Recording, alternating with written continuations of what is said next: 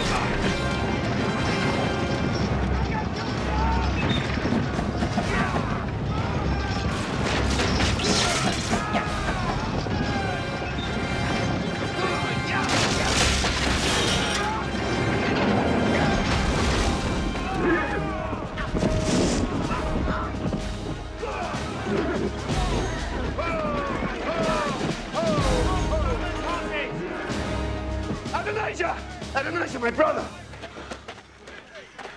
Are you hurt? Oh, of course not, Solomon. I always end a race this way. No, don't move. Let me see if you're injured. So you're a physician now, too. Is there anything you don't know, Solomon? I know you're too mean to be hurt by such a minor accident. Minor accident? It was spectacular. I thought you'd been killed. Imagine my disappointment now to see you still alive. Get away from me! I'm not hurt. I won, Solomon. Won? You have to cross the finish line to win. Look at you. You can't even walk. I can walk.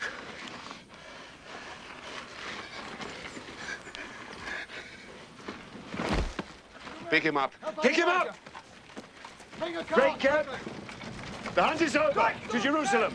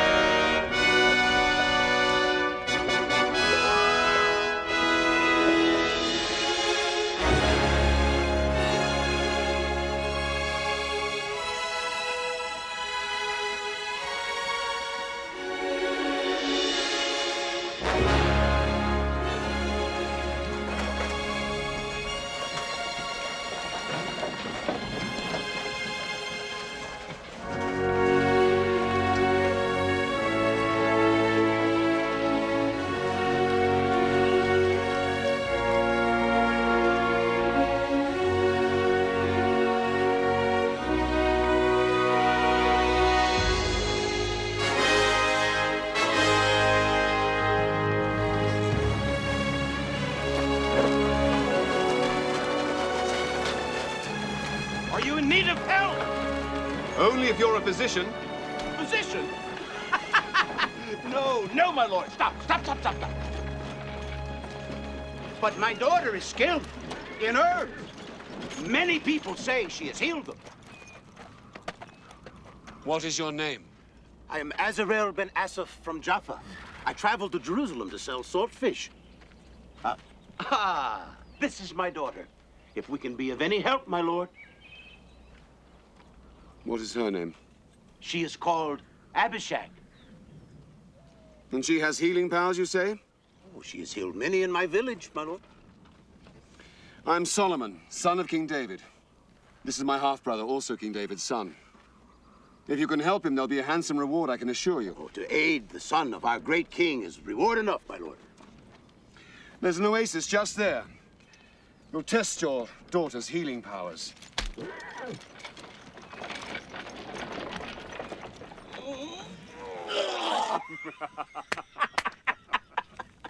Why the fish themselves do not get sick is a great mystery to me, my lord.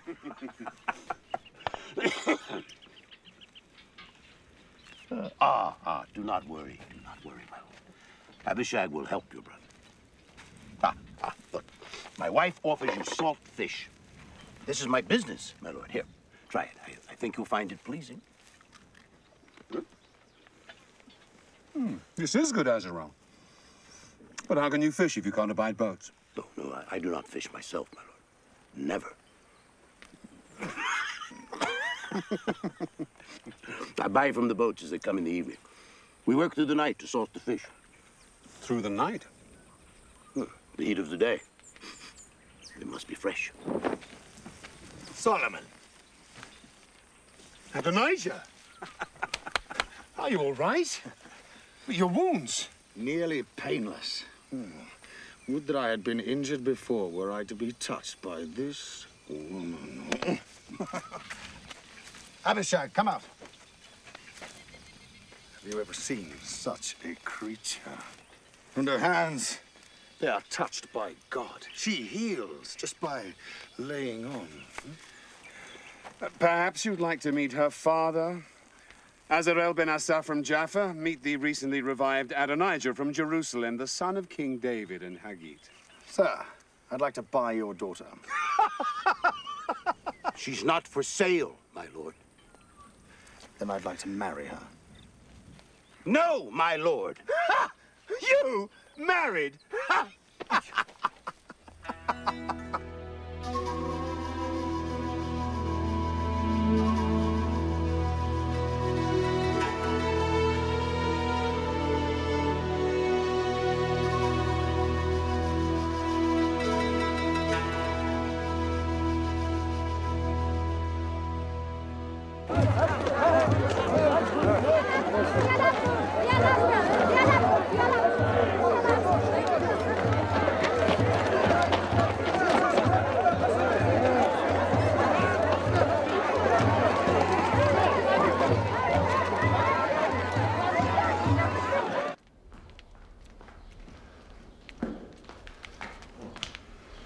May the king live forever. Your blessing, Father. God bless you and keep you. God make his face to shine upon you and be gracious to you. God lift up his countenance to you and give you peace. So the hunt went well. Huh? No, Father, no game was seen. Oh, so no tales to tell then. Oh, a tale of near death to tell. Oh, but without the hunt? Adonijah challenged me to a race. Oh, an accident. He was thrown from his chariot when it overturned. Is he injured? Well, that's the most interesting part. He was hurt badly. He was cut, broken. He passed out, and we were rushing him here to the court physicians. But on the way, we met an old merchant and his family. Oh. A dealer in salt fish, oh illustrious one, though never have I set foot on a boat myself. The motion, great one, it brings on the sickness. Why the fish themselves are not sick is a mystery to me, my lord.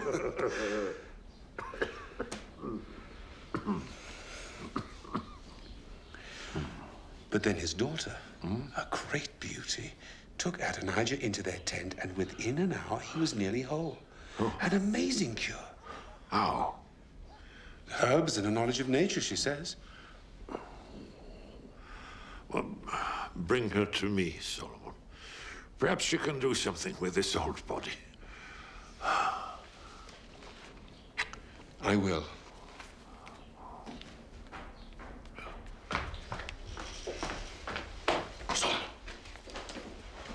Solomon, let me approach her. Who? The girl. The beauty you promised to our father. You were listening.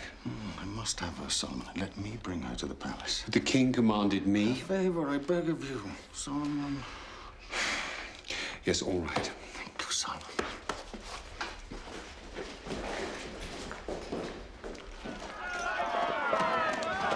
Acknowledge them. It is you they're cheering. Is it wise to be seen riding together, Joab? Oh, what could be more natural? You take an interest in the army, so you ride with the general in command. But much more important, Yes. it shows that the army is behind you. Solomon's a weakling. You speak harshly of my brother. Half-brother. With him on the throne, this country will fall apart within 5 years. Or Bathsheba would rule. Solomon's mother's not as strong as she would like to think. Stronger than her son. So's my eunuch. And Bathsheba doesn't understand that Israel's strength lies in the fighting men. You do, so the army's behind you. And look at the people, they love you. You're the image of what a prince should be. And when the time comes, and I think it will not be long, we must strike. Then the throne of Israel is yours.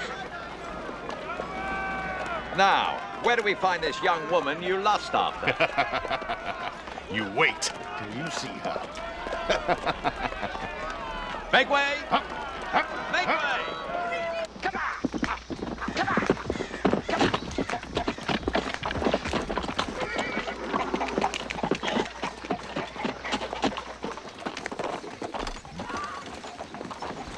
I'm Joab, general in charge of the armed forces of Israel. You're commanded to present yourself and your daughter at the court of King David.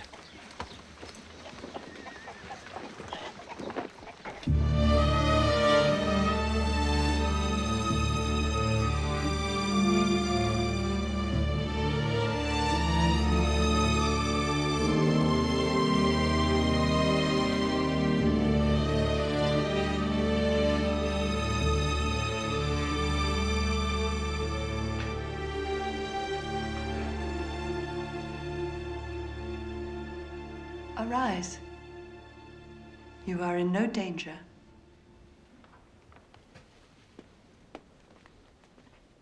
I am Bathsheba, wife of King David, mother of Solomon. He tells me your daughter heals wounds. Is that true? It is quite true, my queen. I'm not a queen. He flatters me because he thinks it will be to his benefit. What's your name? He is Azarel ben Asaph of Jaffa, a seller of salt fish. And this is his daughter, Abishag. Come here, child.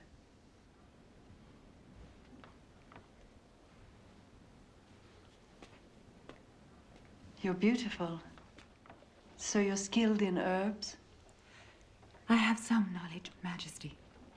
It is our wish that your daughter remains here to nurse the king.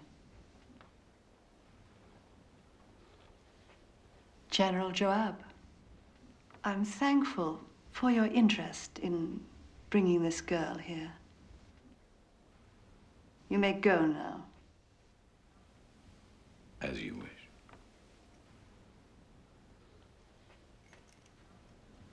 You may all go.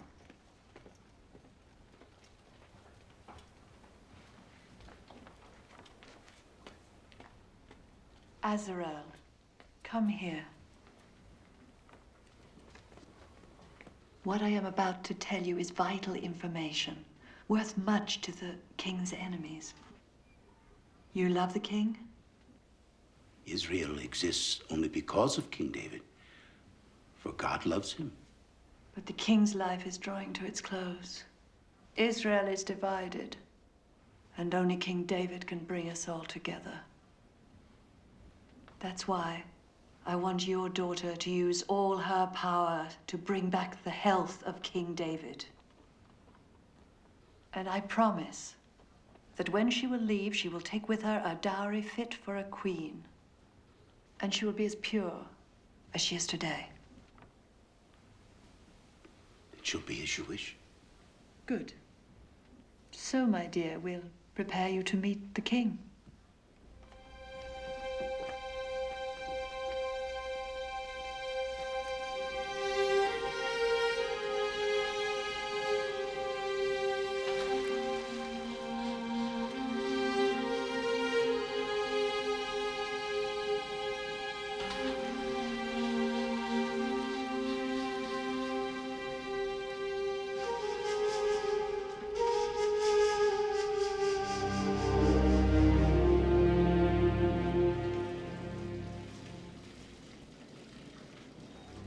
David is dying.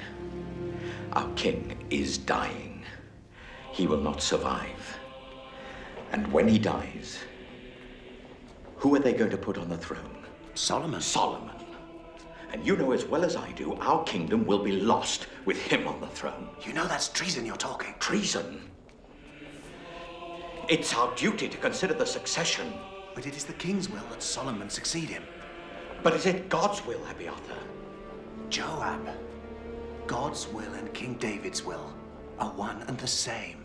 Is it God's will that his kingdom be governed by a weak man, without ambition for himself or his people?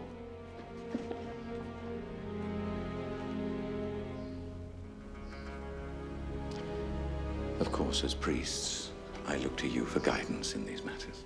And the army? Well, naturally, they'll follow your lead. And yours, General Joab. Adonijah must be our new king.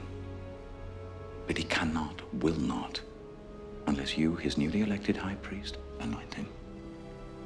High priest? Of course. Let me explain. It is essential that Adonijah be crowned before David dies.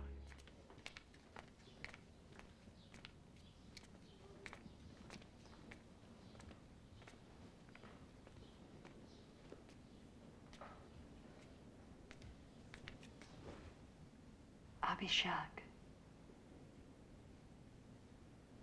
Well, come closer. Come closer. There's no need to fear me. Oh, she makes me wish I were young again. But then, my dearest, so do you. Do you sing, child? A little, my lord king. Play for your king.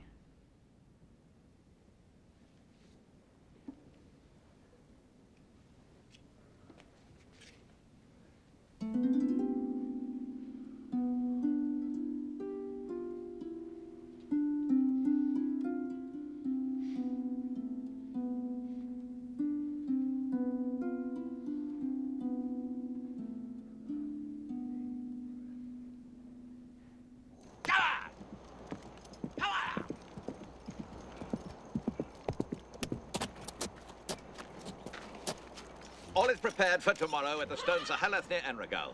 I'll send a company there with food and wine enough to feast 1,000. And the priests? Abiathar's riding there even now. It has come to pass. In the morning, I'll spread the word through the marketplace. This time tomorrow, Adonijah, you will be king of Israel. Long live the king.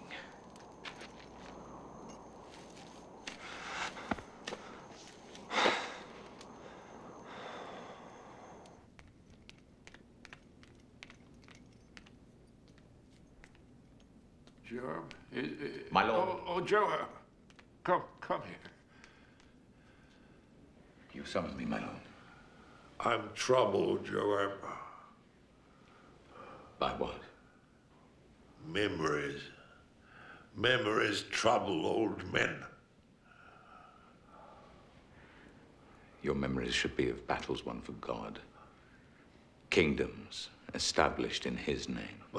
God's own words trouble me, Joab. Now therefore the sword shall never depart from this house. Do you remember those words? Yes.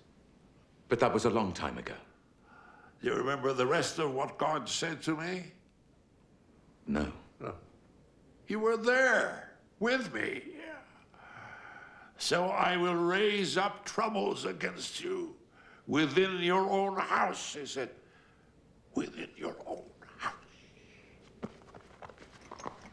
Because of our conspiracy, Joab.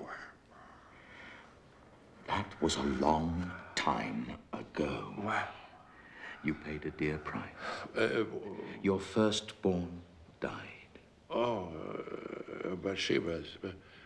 I gave her another child, Solomon. Yes, of course. He will reign when I die, of course. Of course. It is God's will. Of course. God's will. Of course.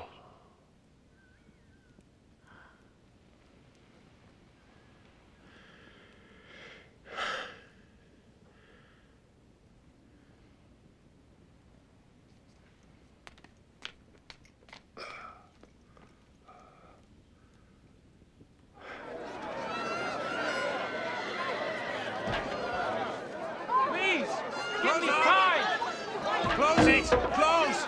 Close up! Close! Close up! Close! Close up! Hey, what's going on? Haven't you heard? They are anointing the new king at the Stone Zoleth. Food and drink for everyone. New king? Adonijah. Adonijah? Adonijah. But Solomon. Adonijah, I said. Long live the king. Don't you agree? Long live the king. Close up! Close! Close! Close up! Close. Long live the king. Close it! Close up! Close! Close up! Let's go! Close! Close it!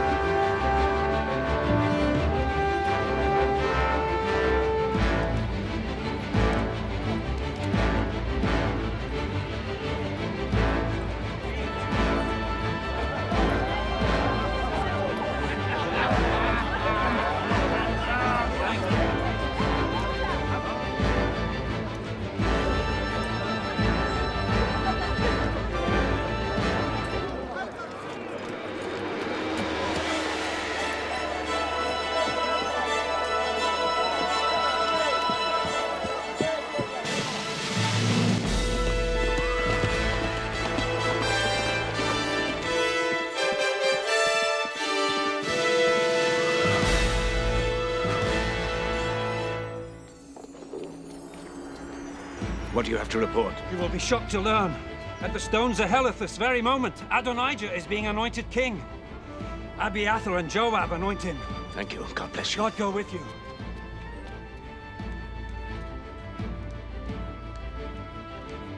One who was there has just written to tell me. They are preparing to anoint Adonijah king. What? Who? Joab. The army. At the altar of Stones of Heleth. One who was there has just written to tell me. And King David? He knows nothing about it. They know he is too weak. I would never think they'd dare. You must see the king at once. Put the palace guard on full alert. Our lives are in danger. Our lives?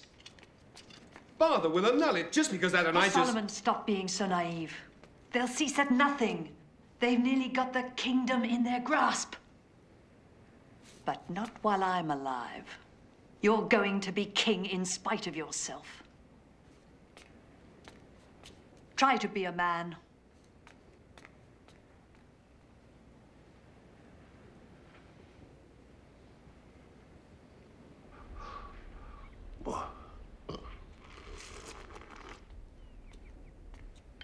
May the king live forever.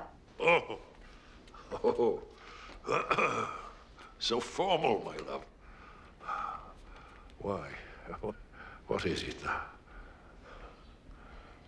It was always your promise to me that Solomon would be king in your place.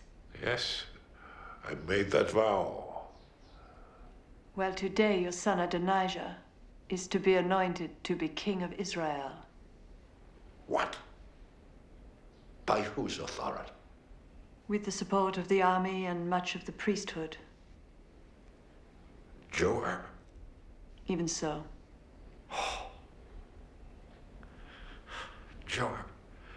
Joab has been loyal for 30 years. He betrays you at this moment. Nathan, come closer. Is this all true?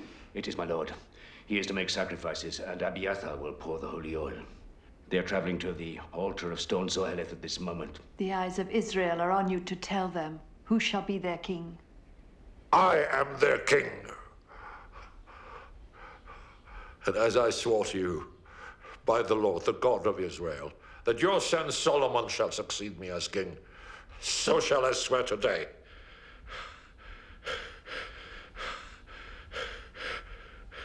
Zadok, does he remain loyal? He does, and many other priests. And the palace guard. Good. Nathan, take Zadok and the other loyal priests and the palace guard. Have Solomon ride on a donkey from my stables. Not a horse, on my donkey. Bring him down to Gihon, and there let Zadok anoint him king over all Israel. This is my will.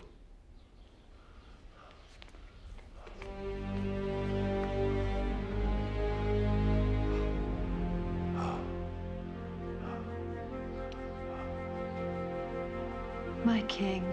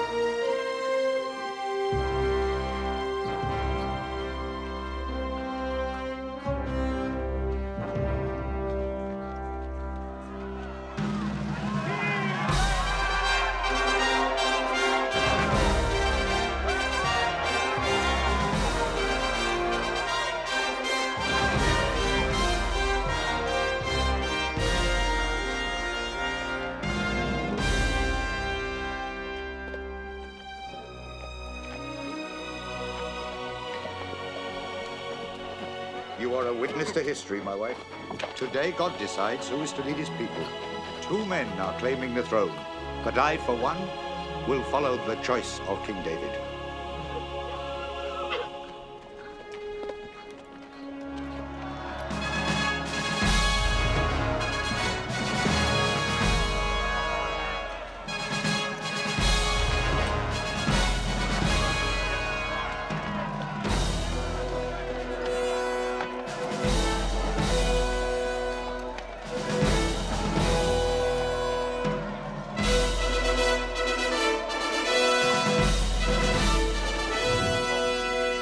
Let the High Prince Adonijah approach to be anointed king. Stop him!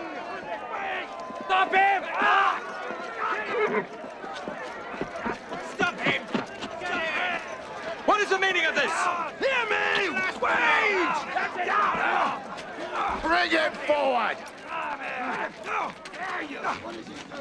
Wait! Hear me! I saw them leave the city! They're going to anoint Solomon king! You lie! It's not true! I am anointed by God! Listen! It's true! You can see the procession from that ridge! Solomon is being anointed king by a decree from King David himself!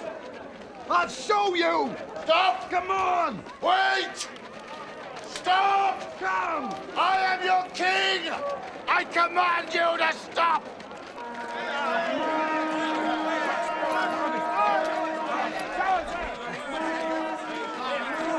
Look! I told you! That is the palace guard. And Zadok, and Nathan the prophet. They would act only on the word of King David. We've been lied to. This is no king! Treason. That's what it is. I want no part of it.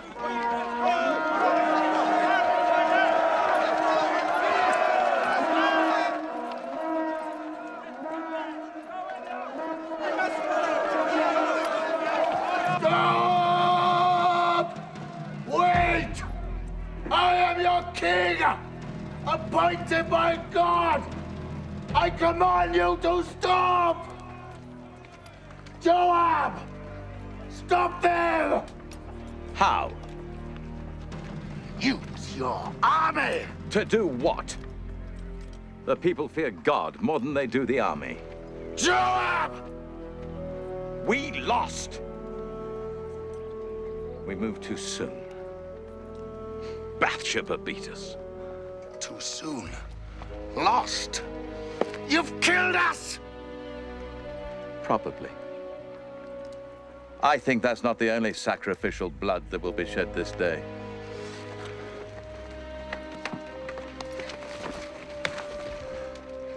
What's this? I will not leave this place.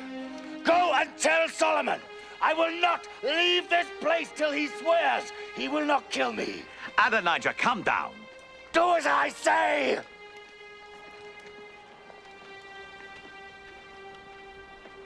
As you wish, Your Majesty.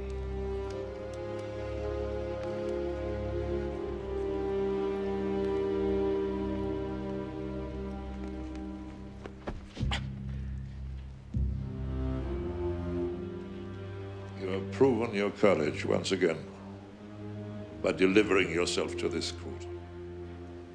As always, I serve my king. Not always, Joab. You killed Absalom, my son. Because he rose against you, my lord. I commanded he be dealt with gently. You struck him down! In a victory for your armies, my lord. No, you have risen against me. No, my lord, never! Against these, yes! But not against my king. Then bow to your king.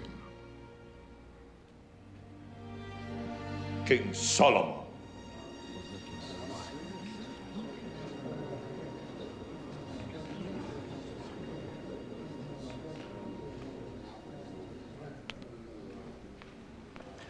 As long as you live, Father, there is only one king in this land.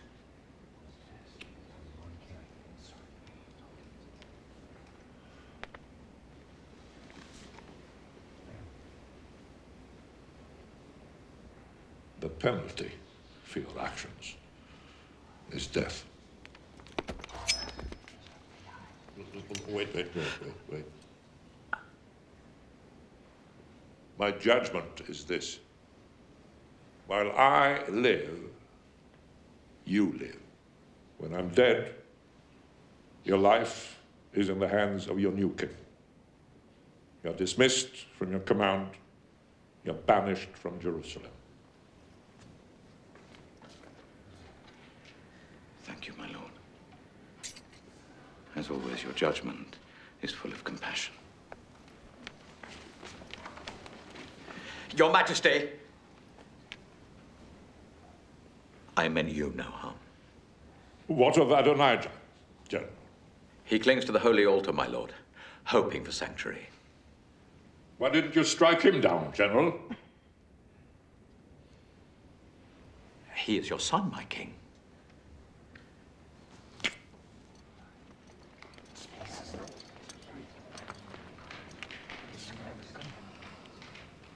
And now, Adonijah. What of him? It is as you wish, Father. He's also my son, Solomon. I cannot be impartial in my judgment. It was you he sought to harm. You must judge him.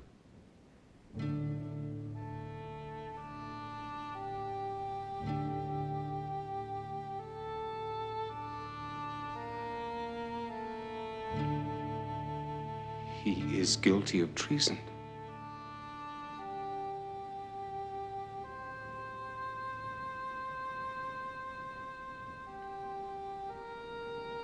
The penalty is death.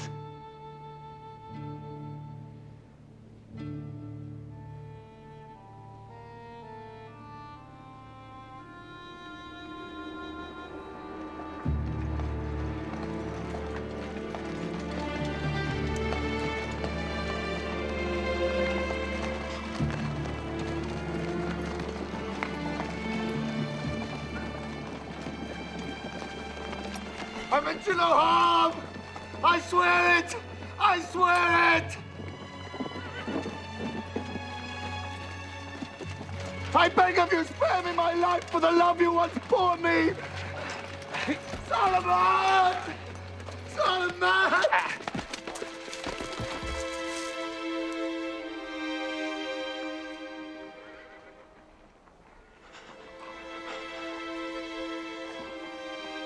Our father showed mercy to Joab.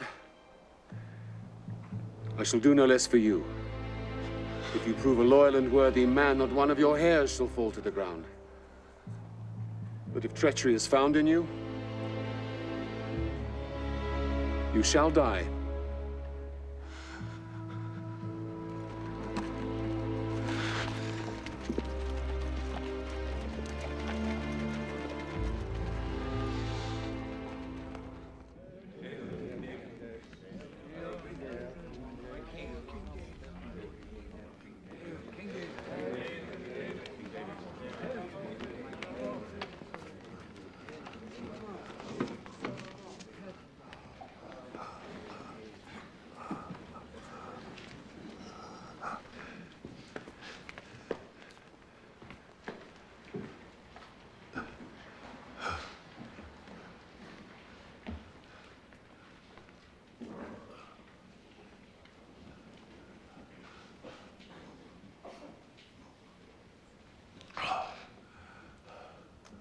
My brothers and my people, hear me.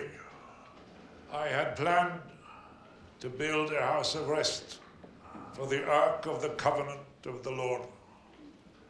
But God said to me, you shall not build a house for my name, for you are a warrior, you have shed blood.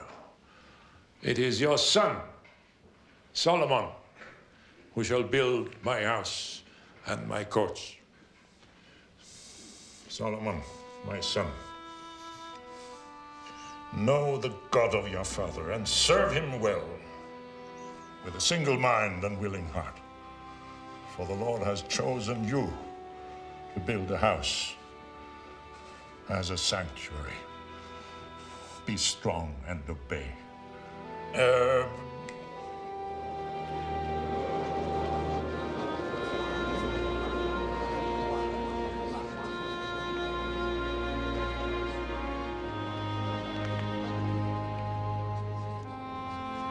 These are the plans for the vestibules, treasuries, upper rooms, and inner chambers, and all that God wishes for his house, as given to me.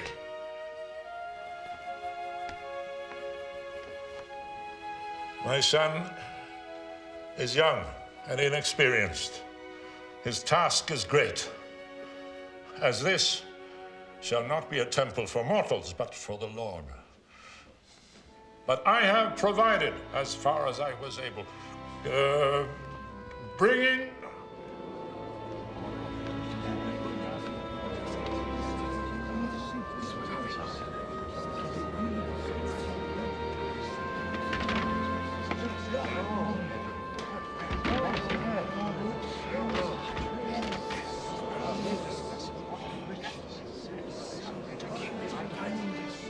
of my God, I give to my God. And I ask you to do the same. For this shall be the house of the Lord. Bless the Lord our God. Bless the Lord our God.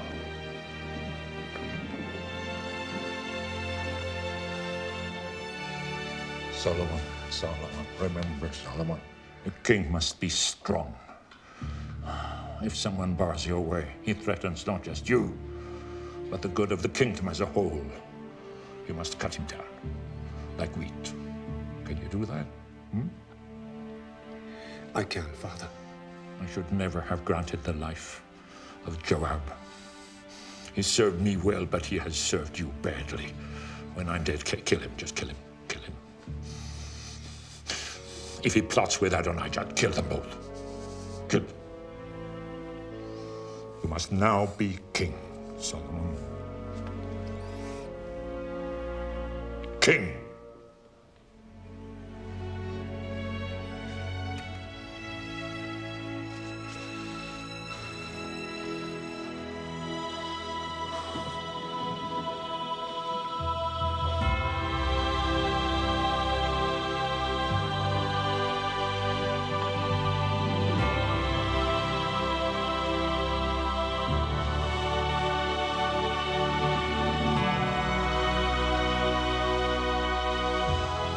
King Solomon.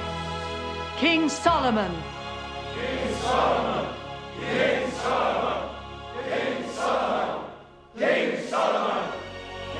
Solomon. King Solomon. King Solomon. King Solomon. King Solomon. King Solomon. King Solomon. King Solomon. King Solomon. Abiathar! Joab! So this is what you do in exile? Yes, I've become a farmer. Long live our glorious king. May he reign for at least another day. Come. Let me offer you some wine. Good. There's talk of Solomon building a temple. I've heard so. I should preside as high priest when it's finished. You may yet. How? Solomon put that ancient fossil Zadok in my place. Or we simply struck too soon. Should have known. Well, David's still alive. But our time will come. The moment he dies. Solomon, a king. If I'd have been in his place, we'd both be dead men. And who will you put in Solomon's place? Adonijah, of course. Adonijah? I thought you despised his cowardice at the altar. Even cowards can be useful at the right moment.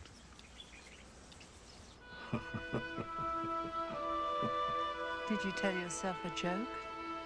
For some reason, a song keeps coming into my head. A song? Yes. Remember, I once wrote a song. to the Lord on the day we were delivered from Saul. Of course, everyone knows it. For the waves of death encompassed me.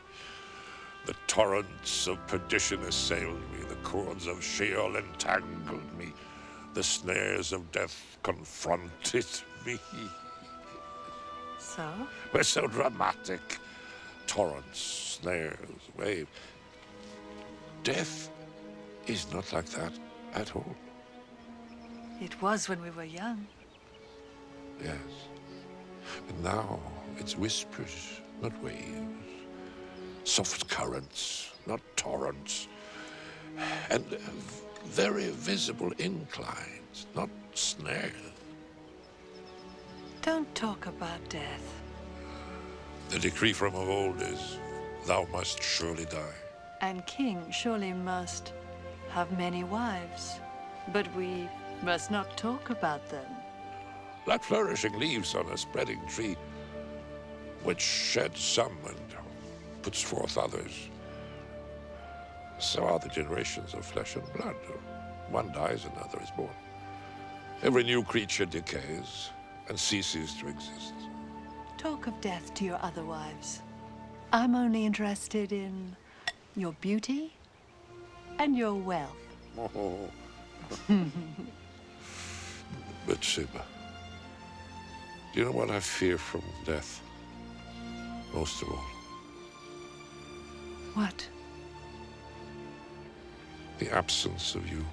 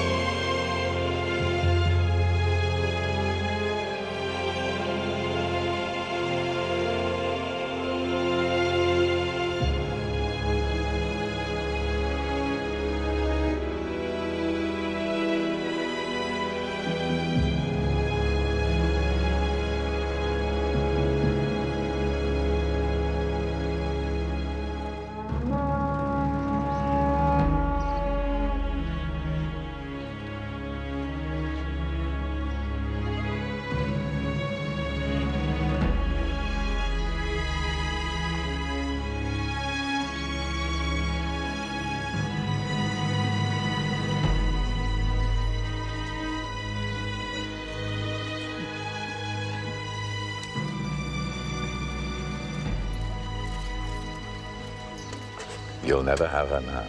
Joab. She has status now.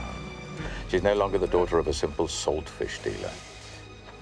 She was the favorite of our greatest king. I know this. I know this. When she's passed along to Solomon, he'll have her. Give me peace, Joab.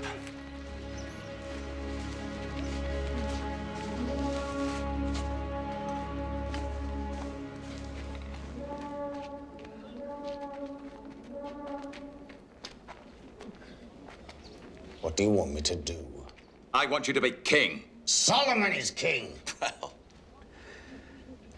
Only till you wrenched the crown from his feeble grasp.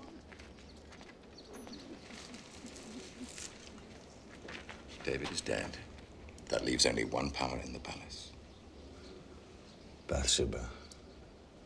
Bathsheba. But first, we must show the people that she no longer has a firm hand on the throne. How?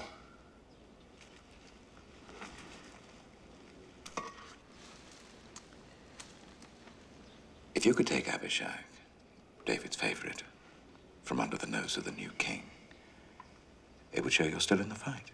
The people would notice. She wants me. I know she does. Of course she does. Anyone can see that. How should we do it? Simple. Just ask.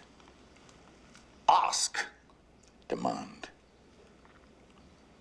He'll want to placate you. Solomon's weak. Showing you his mercy so that you'll join his allies.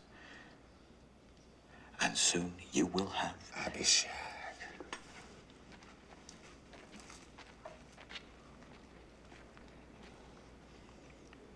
The throne.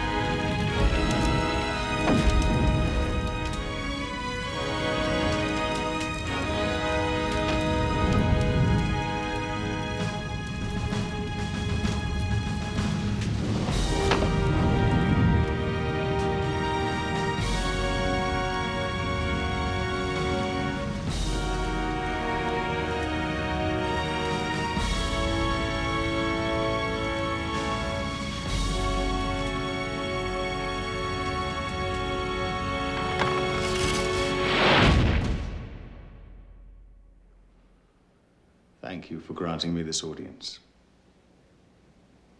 Do you come in peace? In peace. May I speak openly with you? Go on. You know, the kingdom was mine, and all of Israel expected me to reign.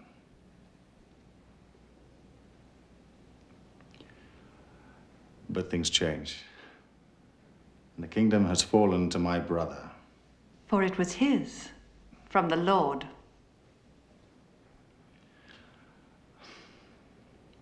So now I have one request to make of you. Please do not refuse me. Go on. Please ask Solomon, King Solomon, for he will not refuse you,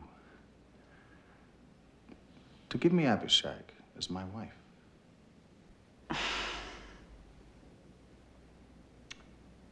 Men. This is all you want? Very well. I will speak to the king. Adonijah, the kingdom was never yours. It was always, and will always be, mine.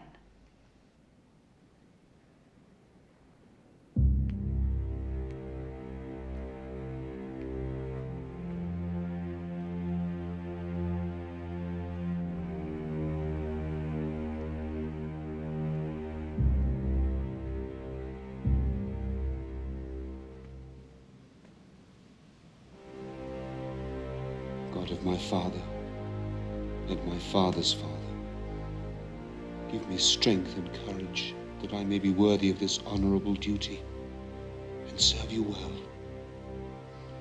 For I am weak.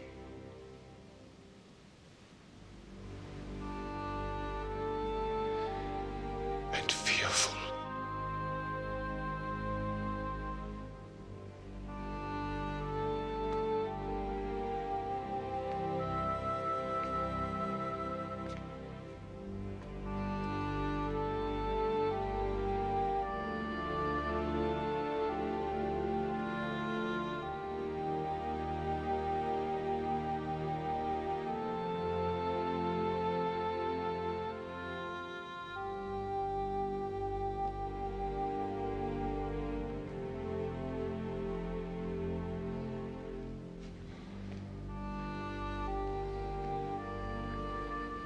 Forgive me, Father.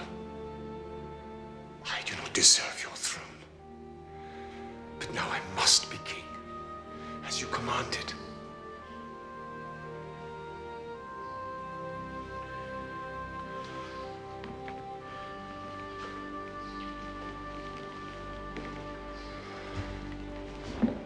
May the king live forever. Oh, Mother. Please take. Bring a chair for my mother.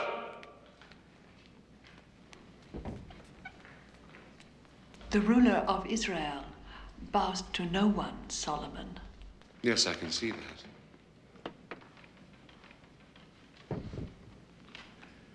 Come, Mother, don't be humble. Take your rightful place.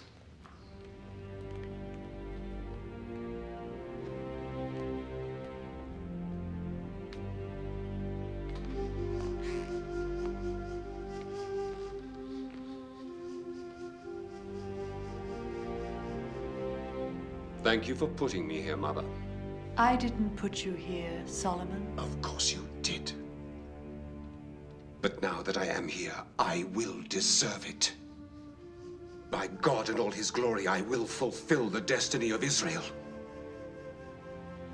I have a request to make. Do not refuse me. Make your request, my mother, for you know that I will not refuse you.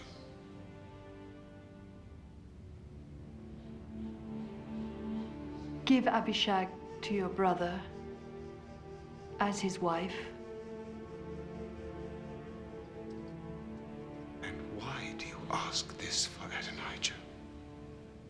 Because he came as a request. I tell you, so you may know his mind. His mind is to have the throne. Good, my son. And so he begins again. First he asks for this maiden. Then next he will ask for the kingdom. For he knows that any show of weakness on my part will be a demonstration of his power. Joab is near to that. Now, therefore, as the Lord lives, who has established me and placed me on this throne of my father David,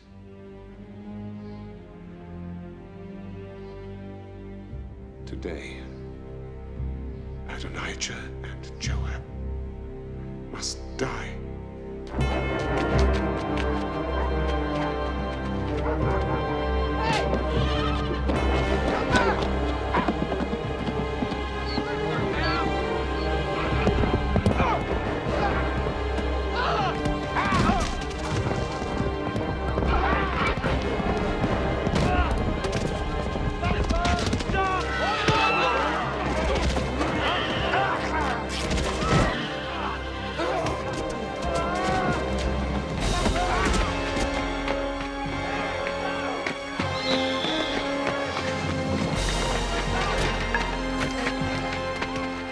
Out of my way! Out of my way! Move aside!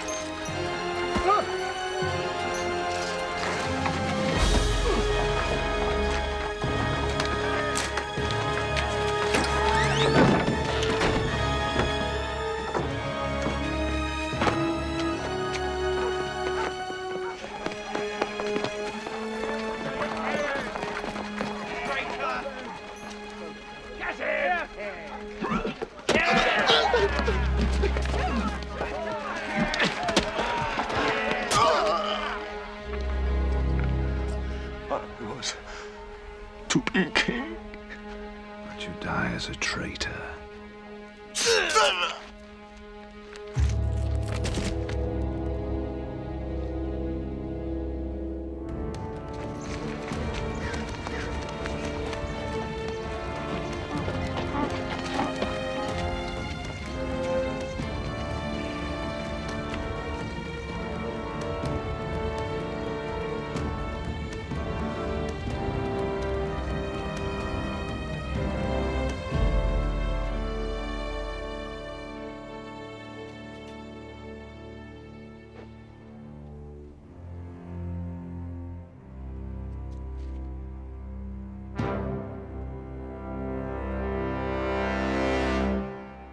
Ordered you to kill him!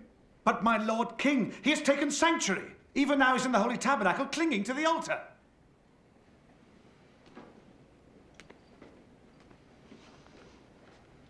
I don't care where he is. Strike him down.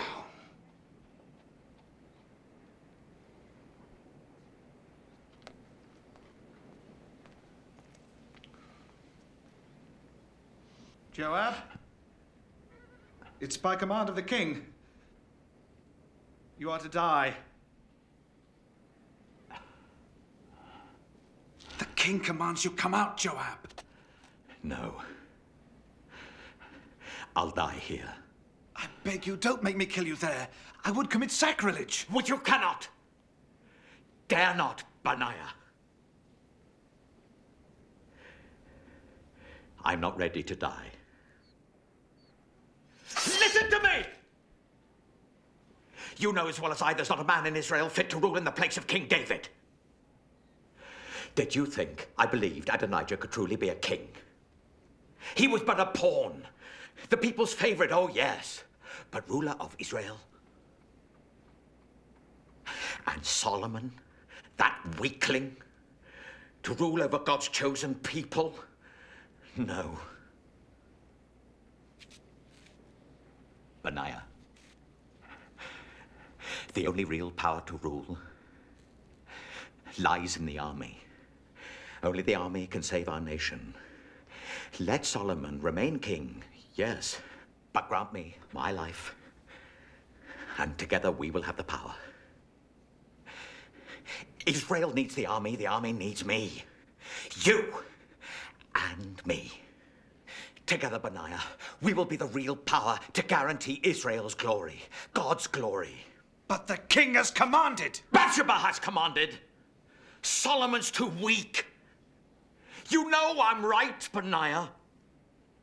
Is the mother's command greater than the will of God?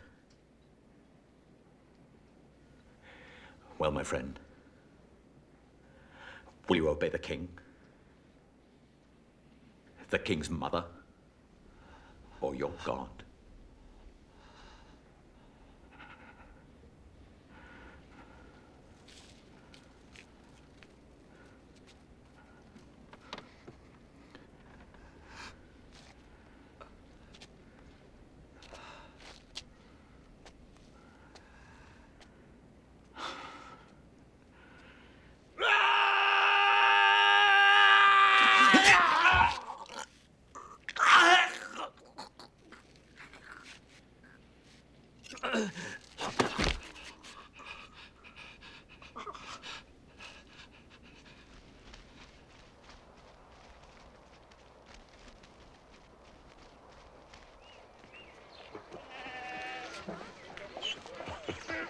Mighty King, I thank you for your kindnesses to us and to our daughter. My lord, I buy a good pearl when I can. For my daughter's future, you understand. But your bounty has far outshone their worth. Perhaps they could be used in the temple. They're poor things, I know. But I give them to you.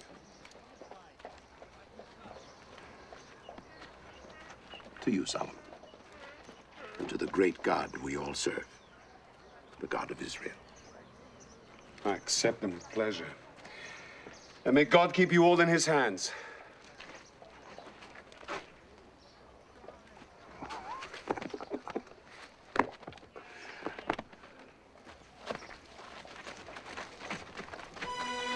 We go.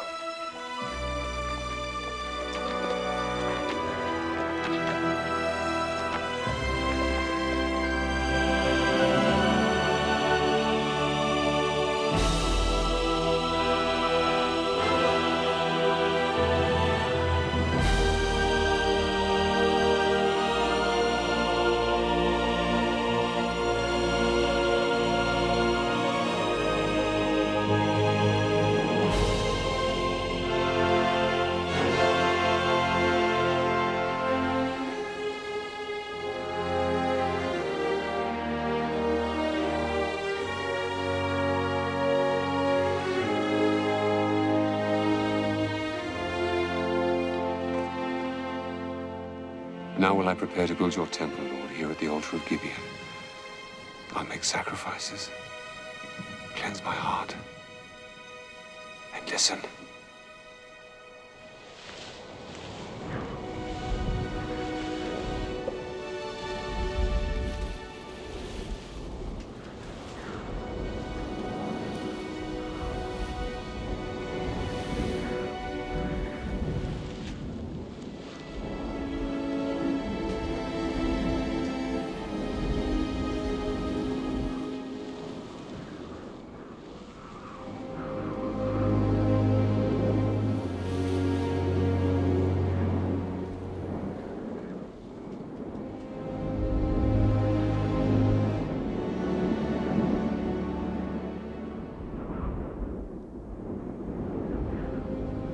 Solomon. Enter, Solomon.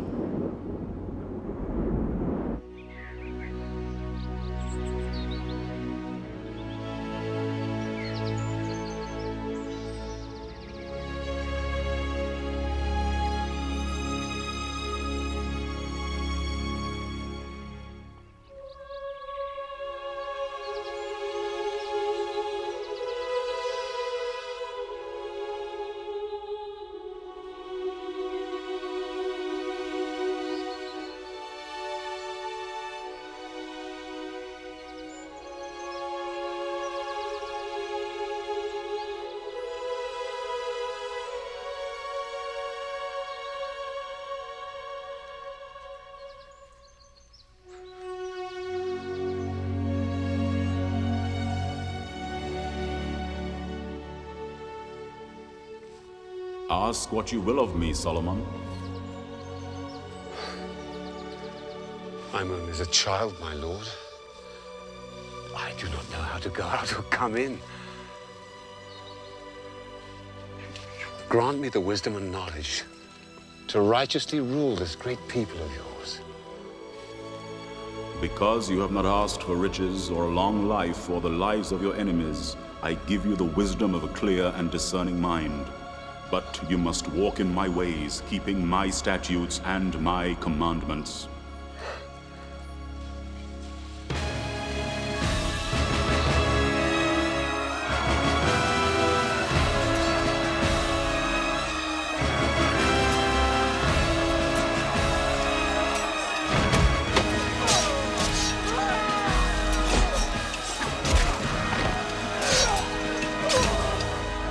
This skirmish was simply a patrol to test our strength. Our scouts confirmed massed forces just inside the Egyptian border, which can mean only one thing. The new pharaoh Shishak prepares to invade. Well, if we do have a war on our hands, God be with us. Jerusalem, the Egyptian border, Tyre. General Benaiah, I want officers to ride to every city in Israel, measuring the distance in the number of days it takes. And I want to know the strength of our army in each city. Foot soldiers, cavalry, charioteers. If we must fight, I want to know what chance we have. By royal decree from today, the kingdom of Israel and Judah will be divided into 12 provinces. I will appoint a governor over each, who will be responsible directly to me, who will administer law and order, and who will oversee the collection of taxes, which from today will be increased by 1/10.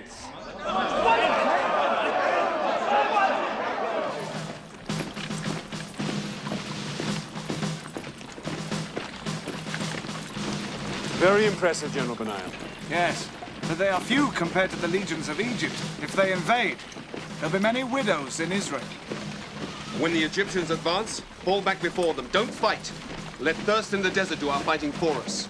We can only fall back so far, my lord, before we must fight. Happily, we won't have to. Your king is to be married, Benaiah. A wedding. I'm arranging to marry the daughter of the pharaoh. Let's hope she isn't ugly.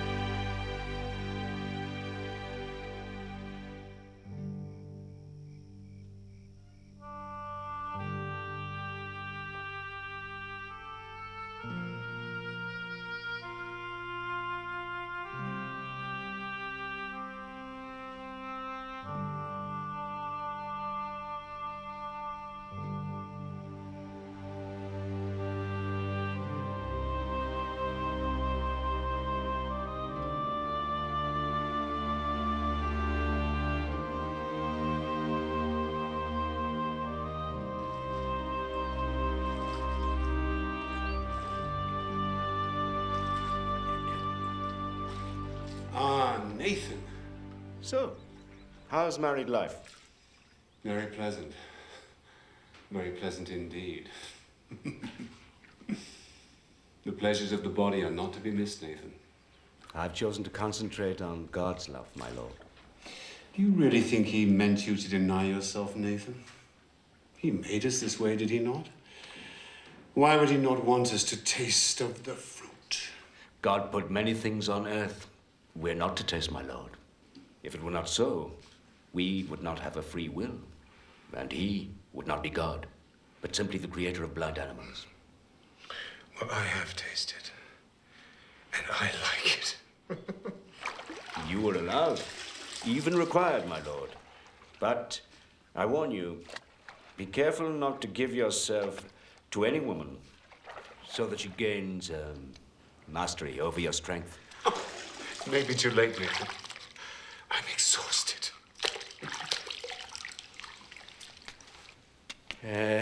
But I have a matter of some concern. Speak. It is rumored you are allowing your Egyptian wife to build a temple to Amun-Ra. I had to, of course. It's a political marriage. It's part of the treaty. I'm not going to war over one woman's temple to a foreign god. It's against God's law. Does God want war, Nathan? I think not. What of the other wives? I haven't got any other wives. You may eventually have many wives. You grant the same to all of them? Nathan? The thought of having many wives is too terrifying to contemplate. I can barely satisfy this one.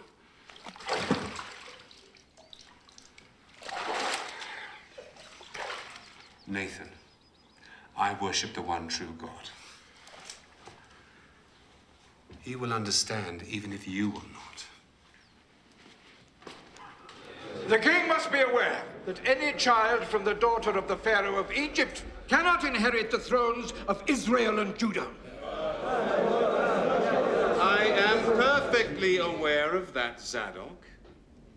But the council must also be aware that there are other reasons for marriage than just the begetting of heirs. I married the Pharaoh's daughter to avert war and bloodshed. But, my lord... Zadok, in future, be advised that I will marry to consolidate my lands and to promote trade. I will marry to ensure peace with my allies, to discomfort my enemies, and to please myself. And I assure you that I will marry to beget heirs to the throne when I am ready.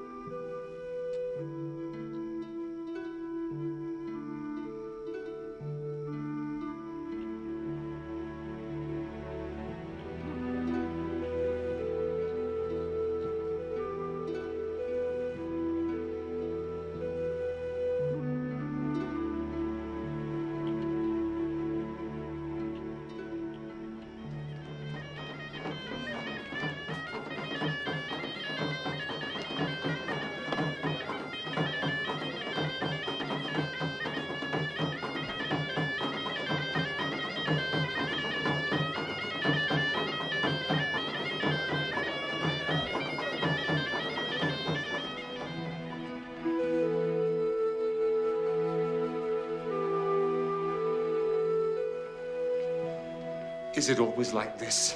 Oh, I find fathers always survive the ordeal.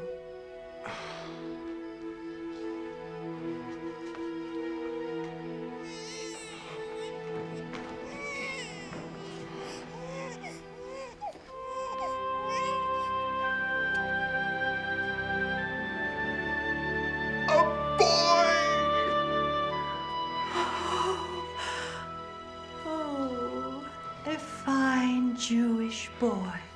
I shall call him Rehoboam, as a sign that the people of Israel shall multiply. Mother, meet the heir to the throne of David. A boy! A boy!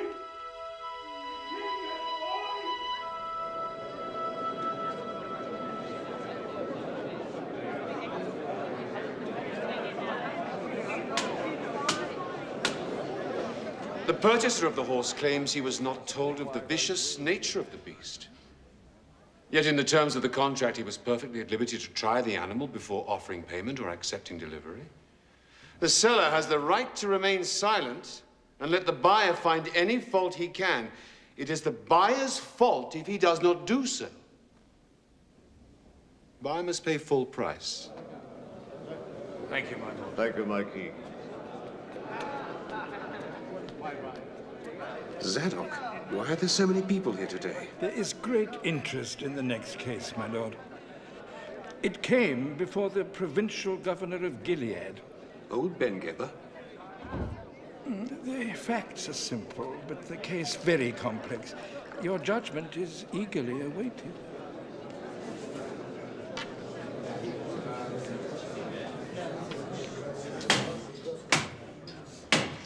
My Lord King, the facts of this case are well established and are not in dispute. The two petitioners share a house on the outskirts of Gilead, where they ply their trade as prostitutes.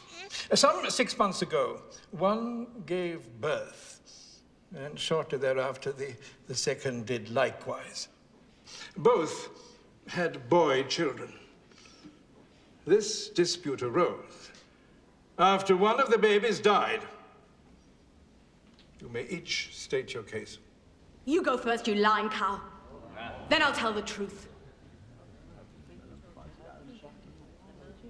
Well, we each have our own room. Are you a citizen of this country? Yet you show no respect to your king.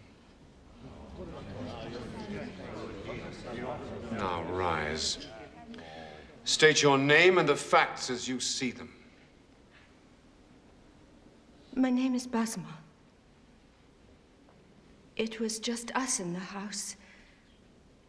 Us and our babies. I'd gone to bed with little Joachim. That's his name. Michael! Michael is his name! Silence! Me and Joachim went to sleep. And I'd given him a good meal. And he was a happy little baby. Well, that pig must have rolled on her baby and killed him. Because when I woke up, there was her baby beside me, dead. And my Joachim was gone. Liar! Silence! A mother knows her own baby. That is my baby! Silence! I'd pick him out from 1,000.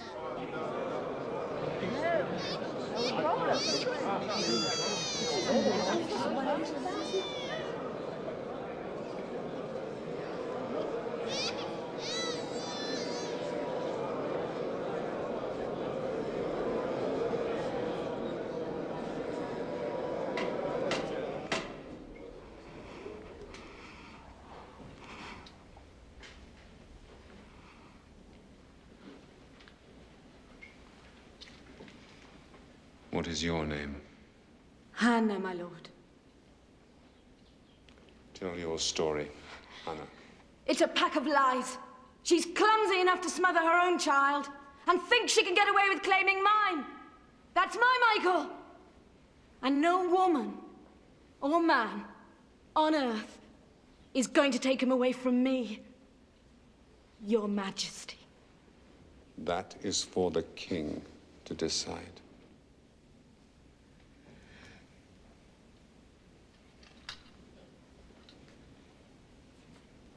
Was no midwife present? No, my lord.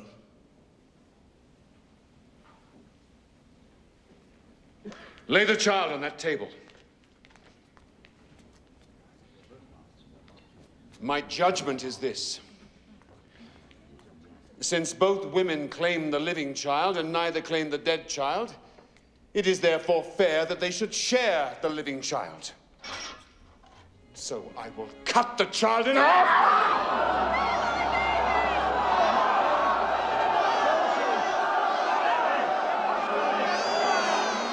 Spare my baby. Don't kill him.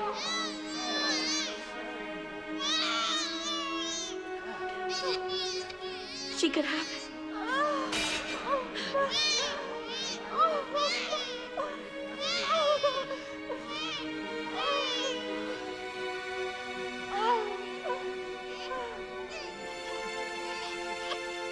God bless this child. God bless this child. And his children's children. And his children's children. And most of all, his true mother.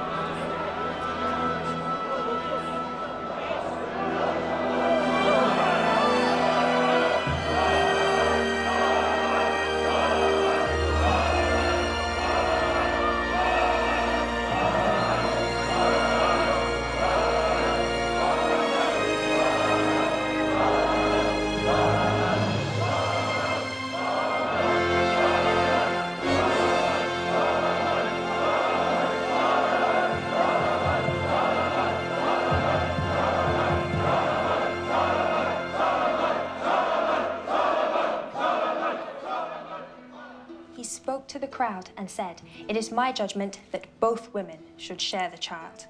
This is not wise. A child cannot have two mothers. They will fight and ruin its childhood. He took the baby, laid it on a table, drew a sword from a nearby soldier, and what do you think he did? I don't know. Killed one of the mothers? He raised the sword over the baby and declared he was going to cut it in half. Brilliant. When the real mother saw he was going to kill the baby, she ran forward. And screamed for the baby to be saved. Even if it meant giving the baby to the other woman. Exactly, my queen. Brilliant.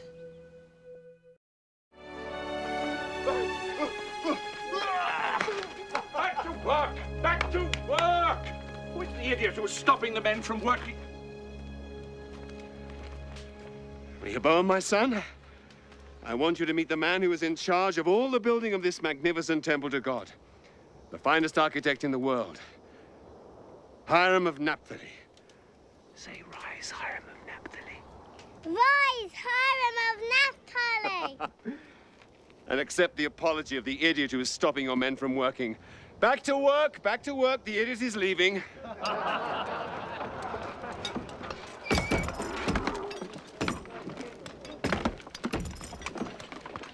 I am very sorry, Your Majesty. It is I who should apologize. I was having too much fun. Kings are not supposed to have fun. All goes well?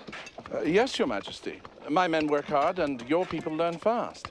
In a year or so, I shall be able to send some of my foremen home and they can be replaced by your men. Excellent. Some water? Yes, thank you.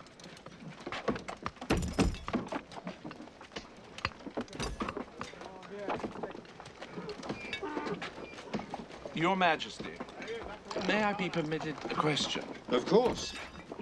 This temple, it will really be for God. God will live there. Yes, Hiram, God will live there. But can God live on Earth? That's an interesting question, Hiram. Can God live on Earth? Well, even heaven cannot contain God, much less this house that you are building. But God said, my name shall be there, that you may heed the prayer your servant prays towards this place. I believe God wants us to have a place to look towards. A place where we know he hears our prayers. So you must do your best work, Hiram. God has said this house shall stand forever. Forever? Forever. I shall try my best, Your Majesty. Now, who will oversee the men of Israel once your men have departed, Hiram? Why, I shall, Your Majesty. The men of Israel don't work well under foreign leadership. Don't be offended. They're a difficult bunch. Do you have an Israeli working for you who is industrious and able? One you can trust? Jeroboam. Jeroboam! Right. Hiram of Naphtali says that you're clever, hard-working, and able to lead men. This is true, Hiram. It is, Your Majesty. I'm going to take his recommendation and put you in charge of all of the laborers, starting today. Yes, Your Majesty. Make sure they work hard. This is God's house you're building. The temple will need musicians, of course. Yes, my lord. And I want only the very best, the most skilled. And I want the men who make the instruments, too. Yes, my lord. It will also be a school where all the arts and sciences are taught. My children!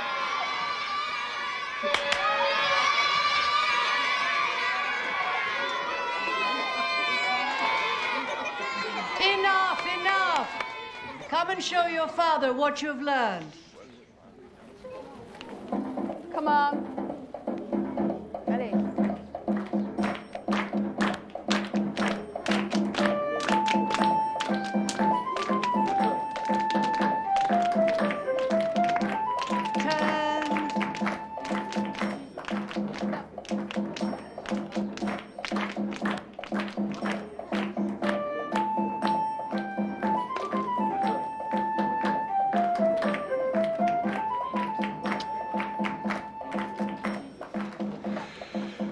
Every one of my wives, every one of them says that you're an old lizard and you're not putting their child in the front row or heeding their child's particular talents. Silence. Watch the dance.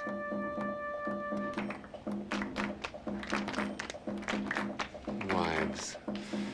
I wish I could cut some of them in half. You're a fool to have so many wives. I like women, Mother. Moses said a man shouldn't acquire many wives, or else his heart turns away. But I'm not a man. I'm a king. Moses was talking about a king. No, keep together. No, no, no, the left foot. I've told you and told you and told you. You do not go beyond that circle before you start to turn.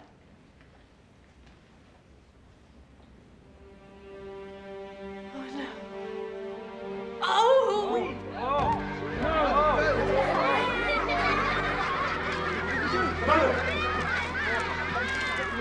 Mother!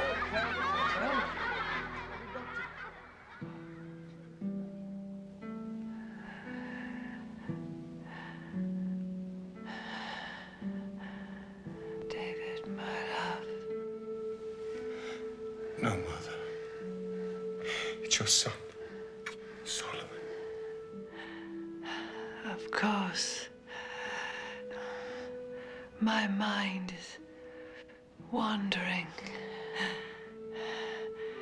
ahead of my body. Solomon, do you remember the psalm David wrote after he sinned with me? Do good to Zion in your good pleasure. And rebuild the walls of Jerusalem. Then you will delight in the right sacrifices, burnt offerings. Then bulls will be offered on your altar. Bulls will be offered on your altar, Solomon.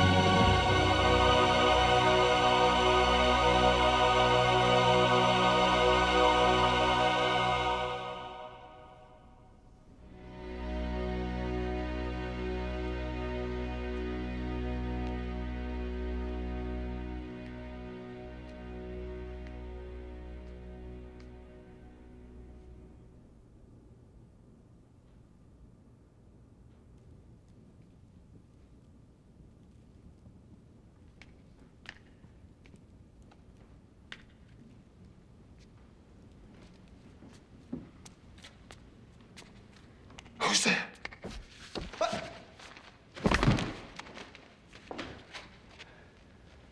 Can I help you, Majesty? Did you see me fall? Fall? No, no, of course not, Your Majesty. Of course you saw me fall, but your diplomacy is appreciated. Who are you? Jeroboam, Your Majesty. You appointed me overseer. Yes, I remember. Over the laborers. Come and help me. Is it permitted? Of course it isn't permitted. If the priest catches, they'll stone us both. Now get in here.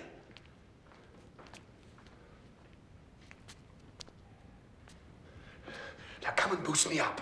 I want to polish the eyes of the cherubim. Jeroboam, if the king wishes to polish the eyes of the cherubim, you don't question him. You help him polish the eyes of the cherubim, right? Yes, of course, Your Majesty. Come on!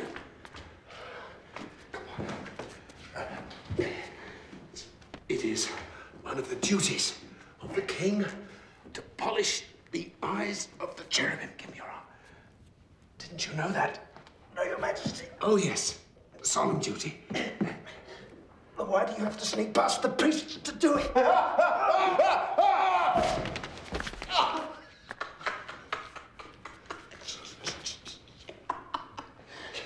Your king is crazy, Jeroboam. But only you know this. Guard the secret with your life. I'm afraid it's too late, Your Majesty. The secret's out.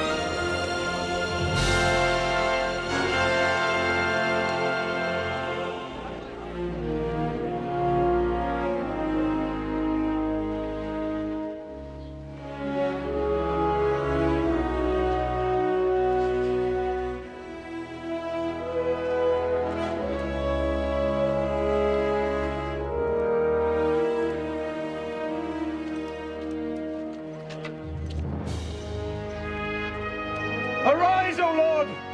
Let your enemies be scattered. Let those that hate thee flee from before thee!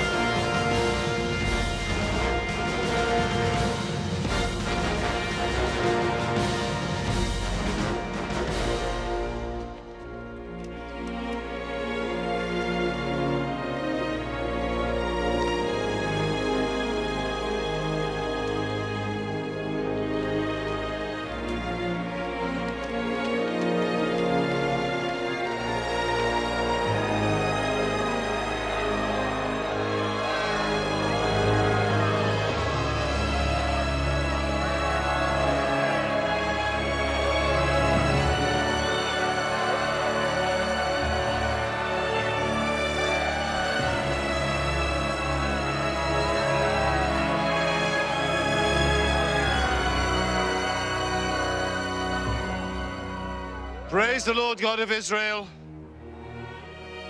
He has kept all his promises made to the king, my father. And I, in turn, have kept my vows both to God and to my father. The people of Israel have built this temple as a dwelling place for the God Most High and as a resting place for this holy ark of the covenant. It is fitting that the laws given to Moses by the Lord God himself should be kept forever in his house.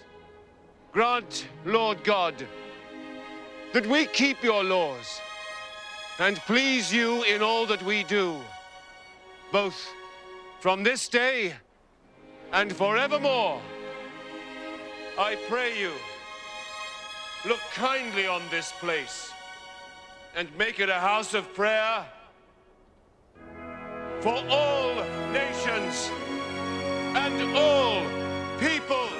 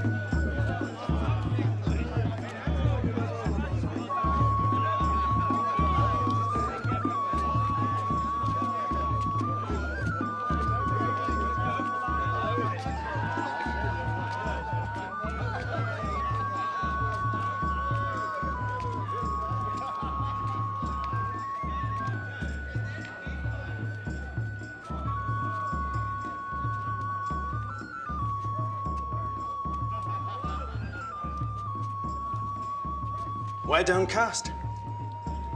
On this of all days. It's not easy to put into words, Jeroboam. If Solomon can't, no one can. 7 years. 7 years with one object, one ambition, one dream. Now it is finished. What else is there for me to do? I have not the wisdom to answer such a question. But my answer would be to continue to serve God.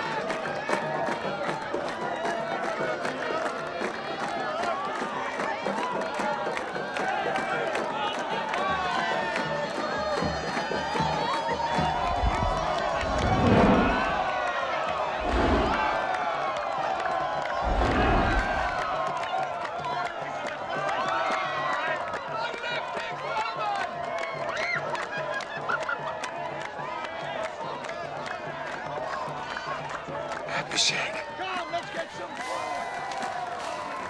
Abishag. My Lord King, I don't believe it. Please, I'd rather no one knew who I was. How are you? Well, my lord. And your parents?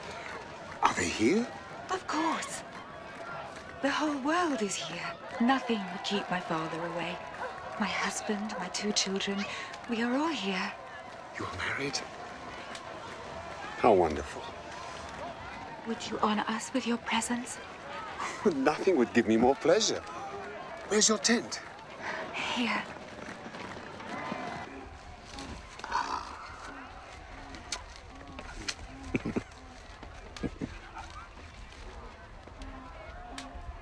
Oh, these are fine children. A credit to you both. I'd love to give them something, but I brought nothing with me. Nothing, great one? Your blessing would be worth more than gold.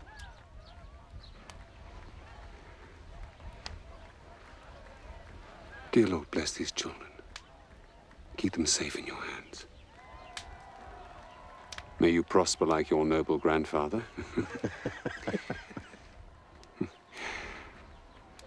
And may you be as beautiful and pure in spirit as your mother.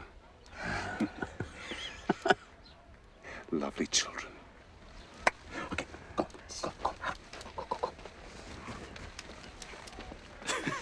Your Majesty, if I may, there is one little thing.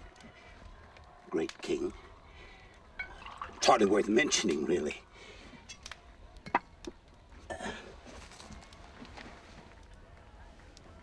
The pearls I gave you. Of course. I'm glad you asked.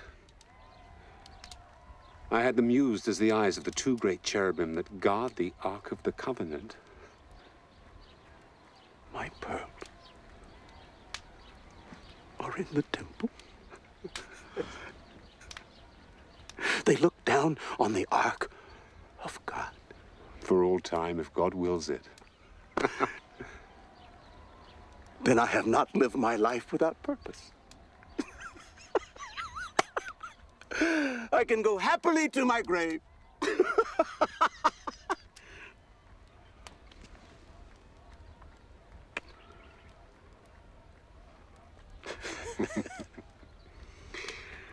Azarel, will you do me a favor? Anything in my power. Lend me a horse until dawn. I want to ride out into the desert. I have only a donkey outside. The horses are stabled some distance away. The donkey will do. A donkey? A king on a donkey? Kings have ridden on donkeys before, Azarel, and I'm sure they will again. Well, then he is yours, Magnificence, for as long as you wish. Keep him. Just until dawn.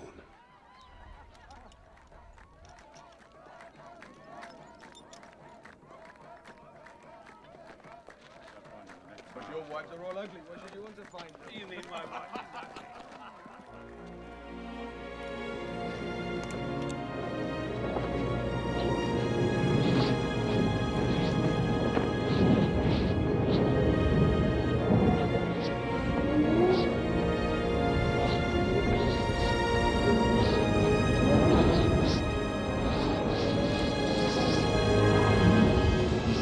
I have heard your prayer, Solomon.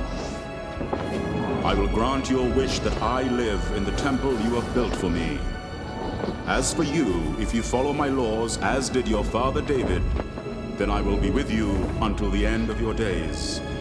But if you turn away from me and serve other gods but me, then I will destroy the temple that you have built for me.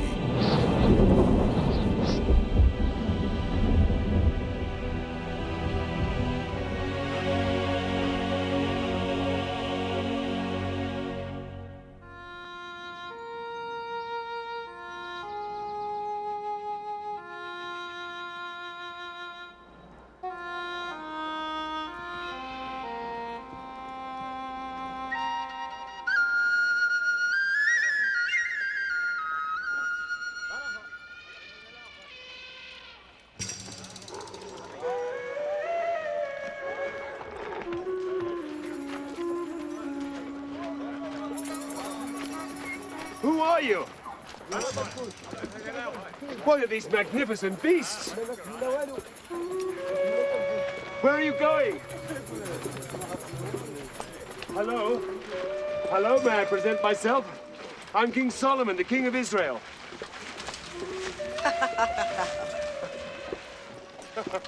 Actually, it's true. I am the King of Israel. Where are you going? To Jerusalem. Ride ahead and tell your king that the Queen of Sheba is coming.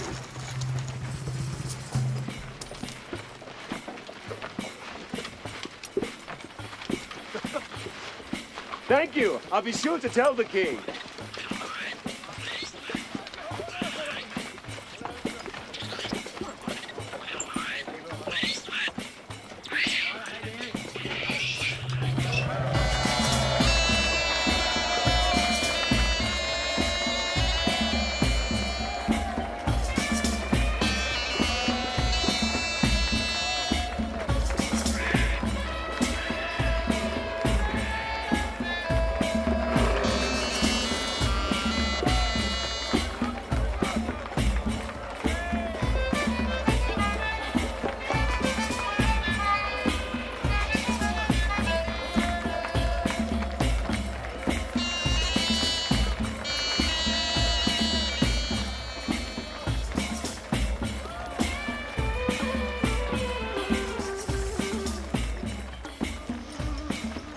Jeroboam. Do you think she is beautiful? I certainly hope so. You've asked me that 100 times in the last hour.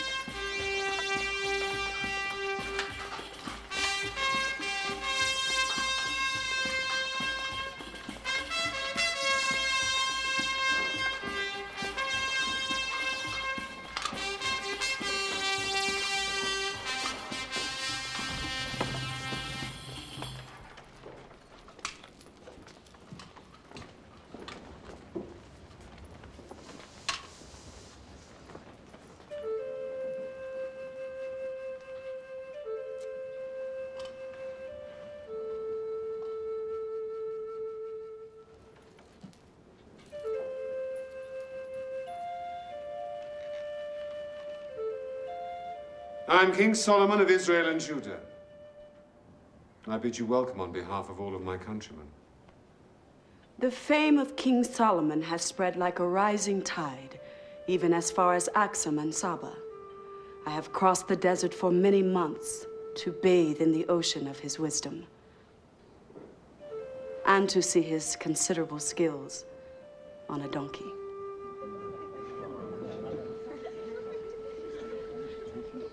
I am Makeda, Queen of Sheba.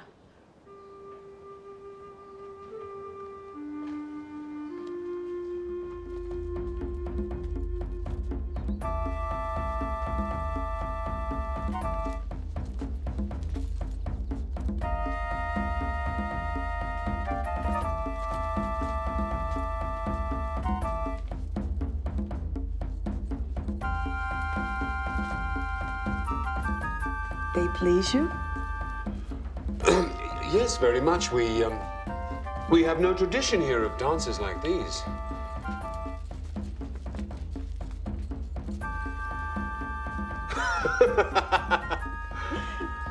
They're beautiful. They are yours. Mine? I brought them for you.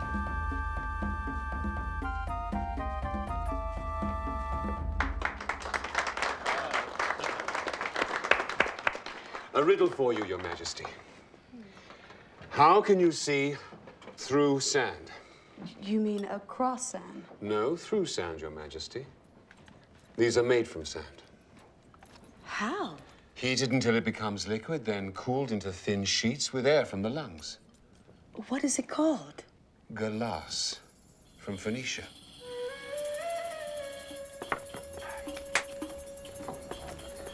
Fabric from India. Beautiful. Precious wood. Also from India. It smells wonderful. Peaches, oranges, figs. Cheese. Lentil. Millet. Fine herbs. Salt from the Dead Sea. Very good in small amounts. A deer, a roebuck, gazelle. This is game fowl. Look at those. This is my favorite. Fatted goose from Egypt. Have you ever tasted goose, Your Majesty? Never.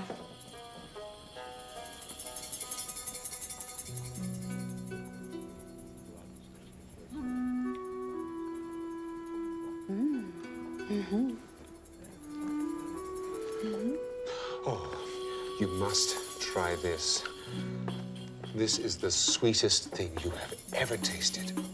Sugar cane from the Nile.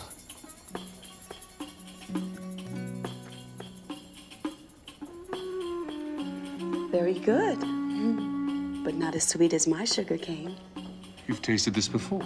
My country is on the Nile. It is a very long river, Your Majesty. We have grown sugar cane since the beginning of time.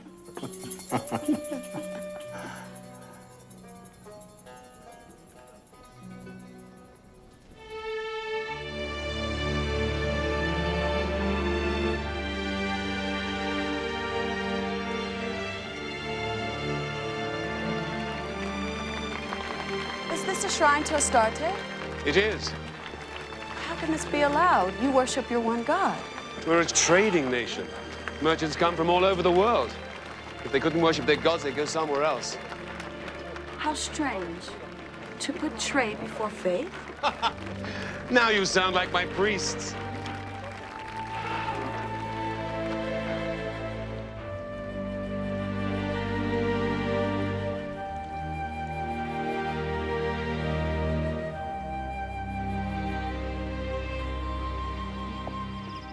Something is wrong with the fruit? Nothing. Just an ant. Just an ant? You should consider them. I've learned much from watching ants.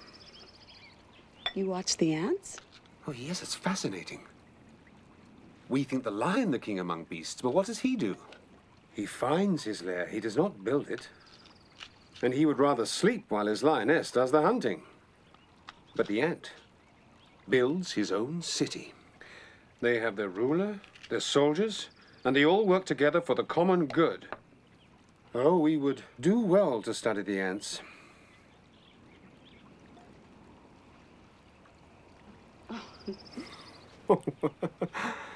But I wish they'd find their own food. Joseph taught us all that forgiveness is God's way. Even if you have been wronged, you must look to God to know what he would have you do. Now, who remembers the fourth commandment? Ready, begin. Honor your father and mother, so that your days may be long in the land that the Lord your God has given you.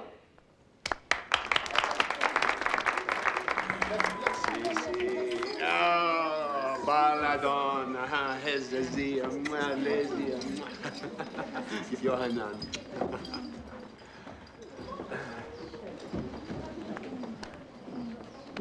Do you know them all by name? If I forget, their mothers soon remind me. And they all worship your God, even though their mothers do not? Oh, yes, especially my sons. One day I must choose a successor. Not the eldest? That's not our law. I was not the oldest, and my father chose me. And I am certain that he made the right choice. He loved my mother above all his other wives. So love made you a king. Well, there are worse ways of choosing. A king's heart is a stream of water in the hands of the Lord. He turns it wherever he will.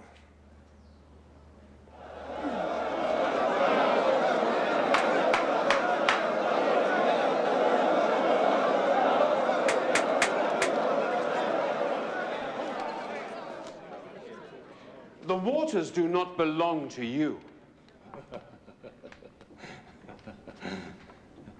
Neither do they belong to you. They belong to God.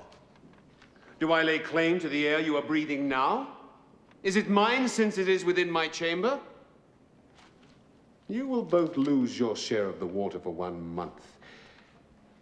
You will not be allowed to use the water for any purpose. Perhaps this will remind you to thank God for what he has given you.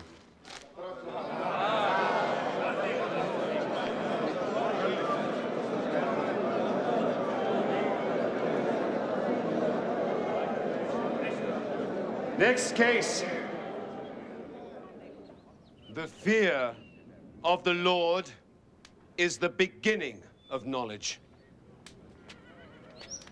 Keep the Lord's commandments and teachings as the apple of your eye.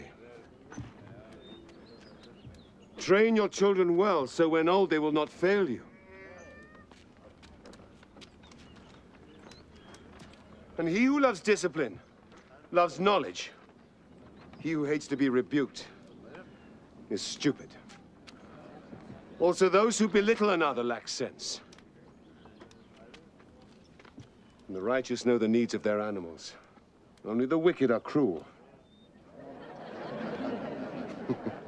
A soft answer turns away wrath. The beginning of strife is like a leak of water, so stop before the argument begins.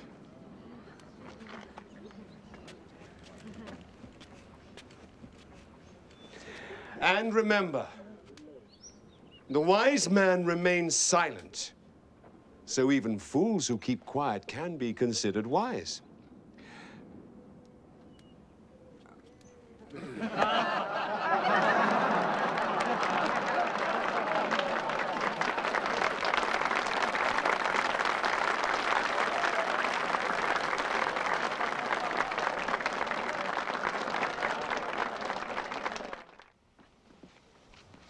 I have another riddle for you.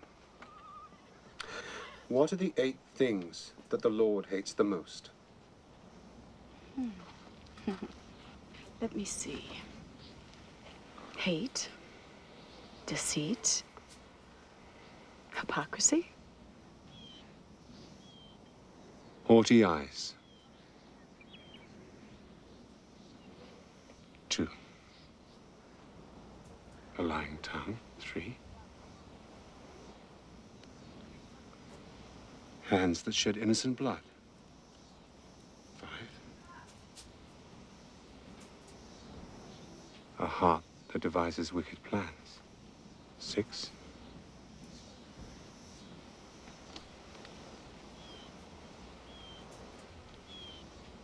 Feet that run towards evil. 8. The report that I heard in my own land of your accomplishments and of your wisdom was true. Not even half has been told to me.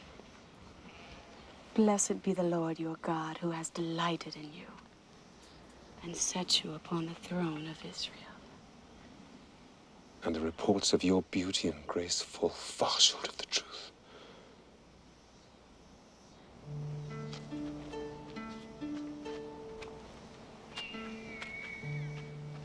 Did you swim as a boy? Yes, of course. Do you still swim now that you're king? Sadly, never. Time again.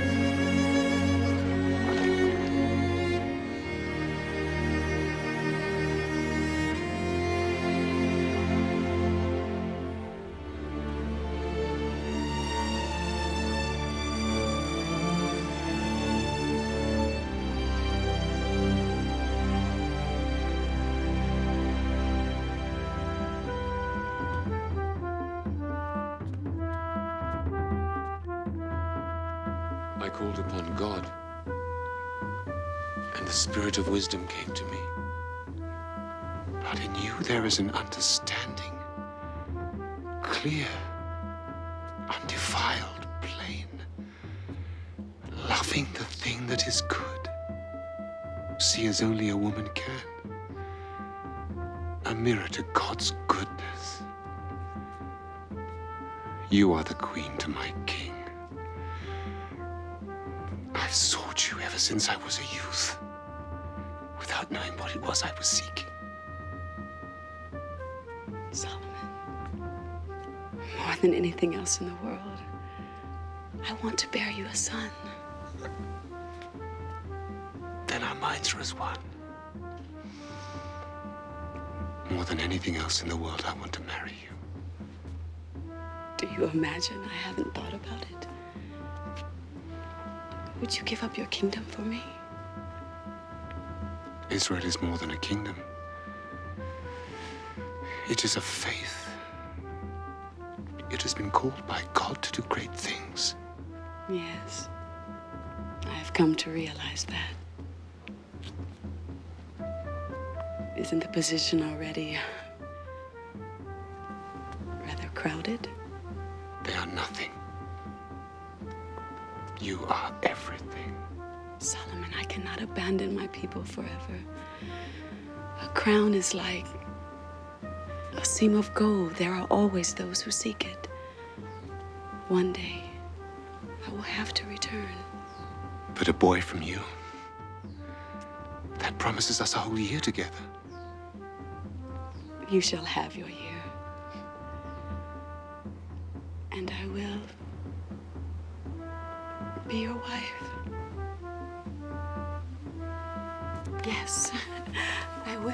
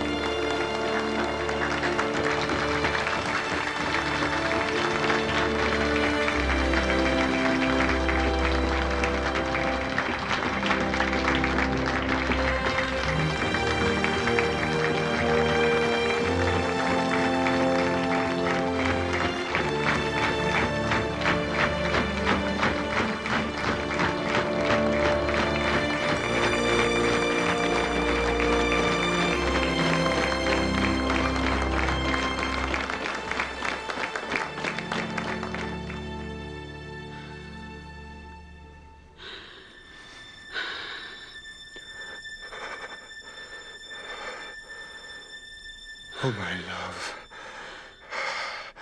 How much better are your kisses than wine?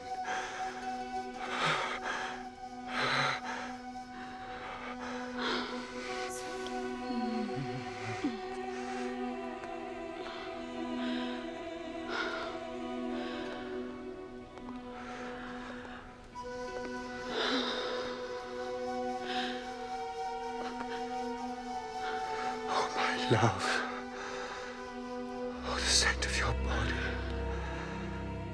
Sweeter than all the spices of the earth.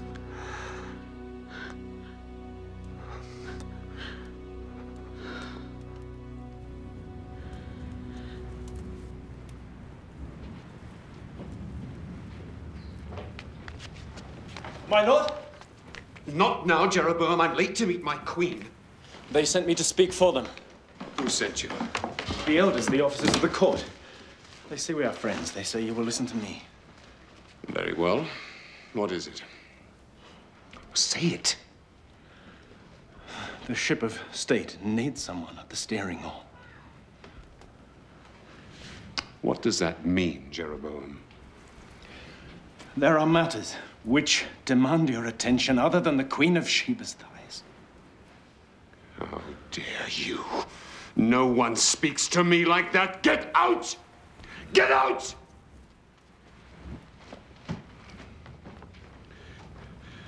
Jeroboam!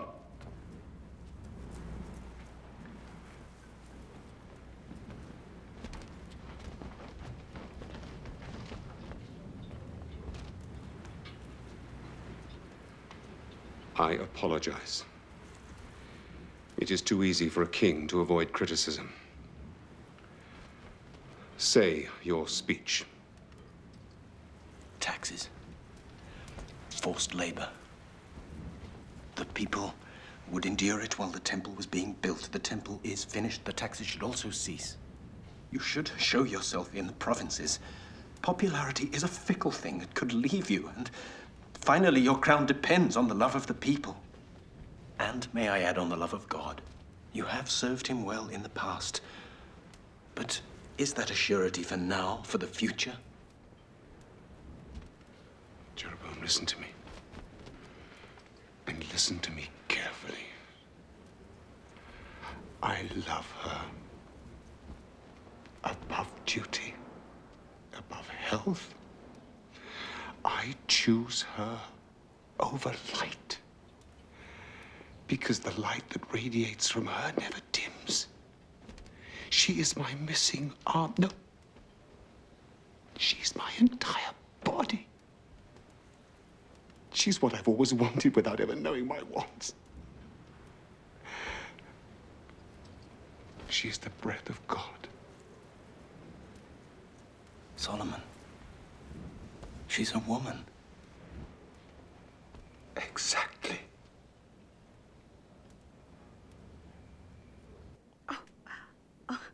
Feel.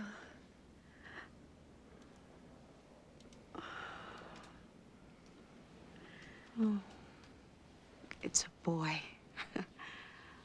I am sure the way he kicks, he will be a great athlete. My love, I have something to ask you, but I'm at a loss for words. You, the wisest of the wise, ask. If it is a boy, I want him to be my heir, King of Israel and Judah. But you have promised it to Rehoboam. He is to be your heir. Unless I decide otherwise. And I do. Stay here with me. We will raise a mighty king, strong, wise, whose voice will be heard throughout the land, proclaiming the righteousness of the Lord.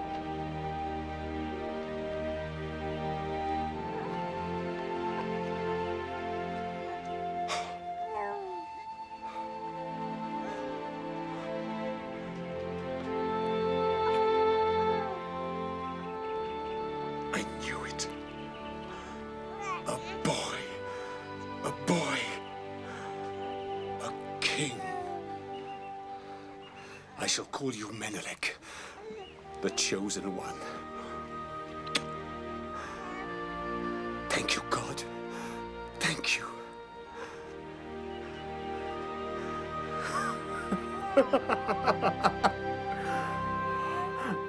No!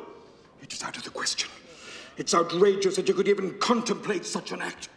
The throne is mine. I have a right to choose my successor. No, the choice is not yours. It must be ratified by God, through the high priest and the council. King David chose me, above all his sons, younger or older. He chose you, yes. But you were not made king until anointed by the high priest Zadok. Then, and only then, you became king. True? Yes, yes, I went through the usual formalities. Usual formalities?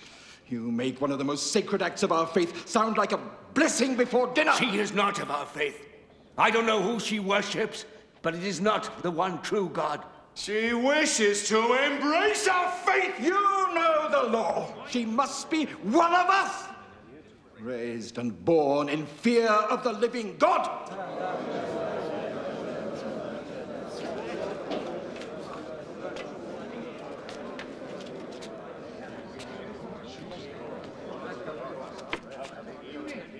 My friend, force your will on this, and you will lose your crown.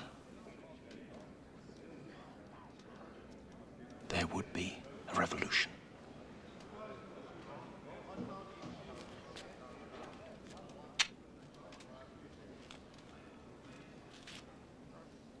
Well,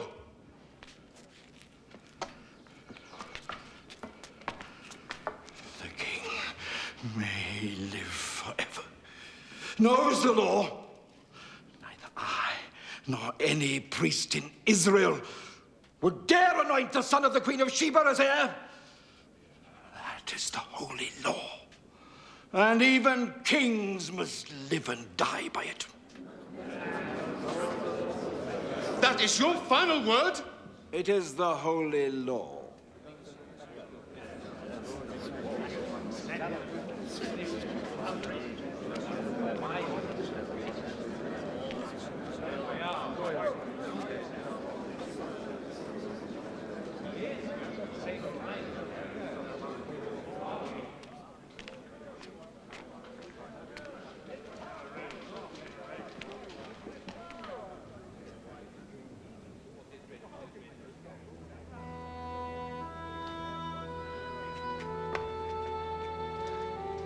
Don't ask. Please. Please stay. To join your 700 wives? Never. I am the queen of my country. My son is the heir. I've been blinded by my love for you. But now they have let me see. At first I was a curiosity. Now I am a hated stranger. Never hated. You can rule your people, Solomon, but you cannot command them to love me or our son.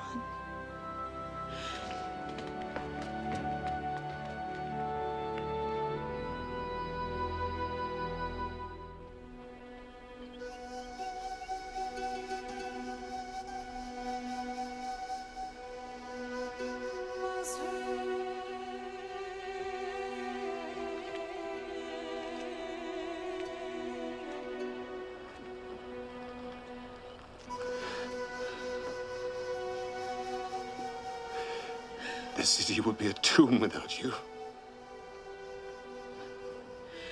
It was never possible, Solomon. Never.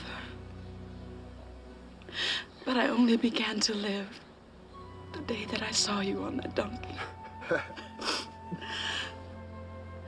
I am King Solomon.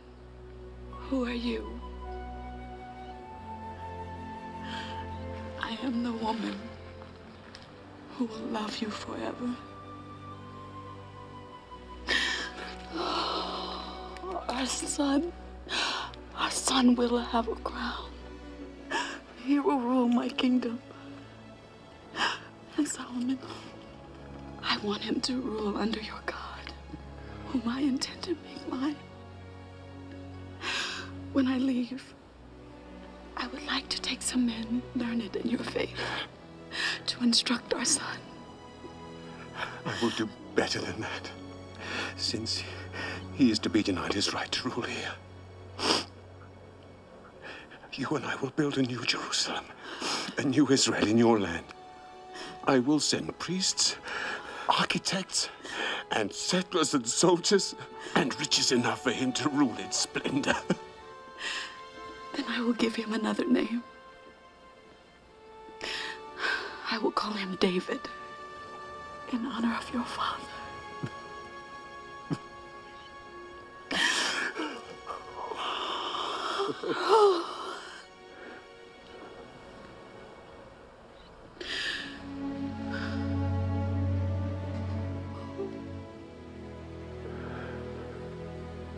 Drop your arms from around me. But I cannot. I cannot. You must. You must do this for me or I can never leave. I cannot. I cannot. You are the king. You must do what God has ordained. You must give your life to your country. You are my life. And Israel is your country. She must come first.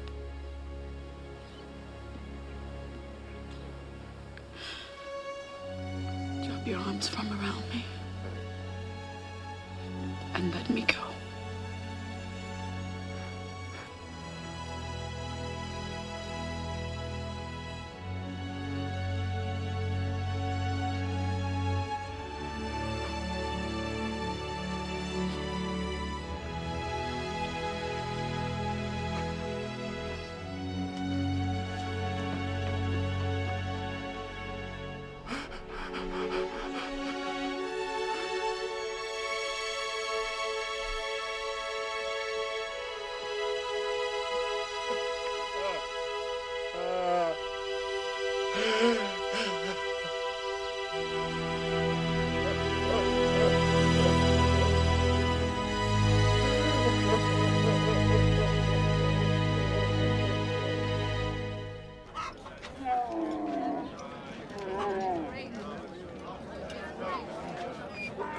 Look at them.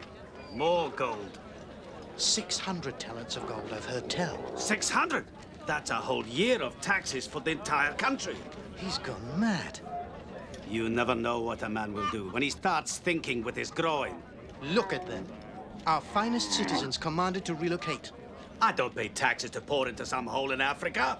Why are we still paying these taxes? I thought once the temple was built... That's why.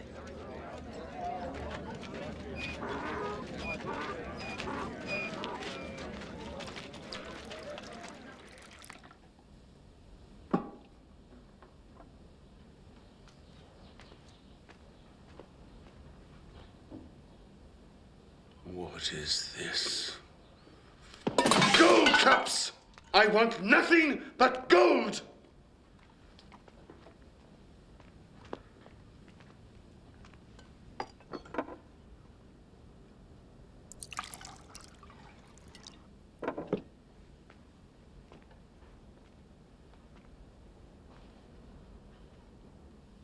Ah.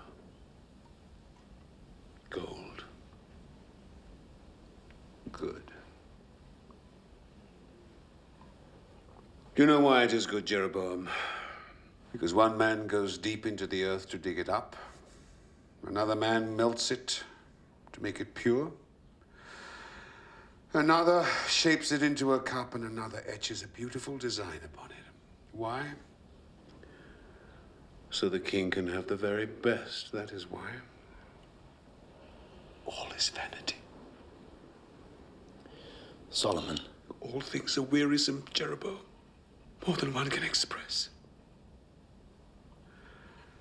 The eye is not satisfied with the seeing, the ear is not filled with the hearing, yet there is nothing new under the sun. Solomon.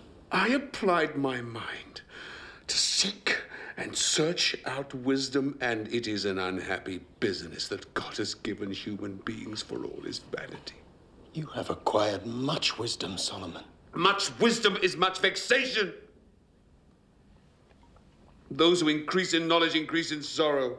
That is not true. No. I said to myself, come, Solomon, make a test of pleasure. Enjoy yourself. I searched with my mind how to cheer my body so that I might see what it was that mortals should do under heaven in the few days of their lives. Vanity. I made great works. I have great possessions, delights of the flesh. Whatever my eye desires, I did not keep from them. Vanity. Solomon, you are a king to your people. What happens to the fool will also happen to the king. All come from dust to dust, all shall return. Why then do I have to be so wise? Vanity. You gave us the temple. Solomon, the temple I must leave to those who come after. Who knows whether they will be wise or foolish? It is not for them, it is for me. Vanity.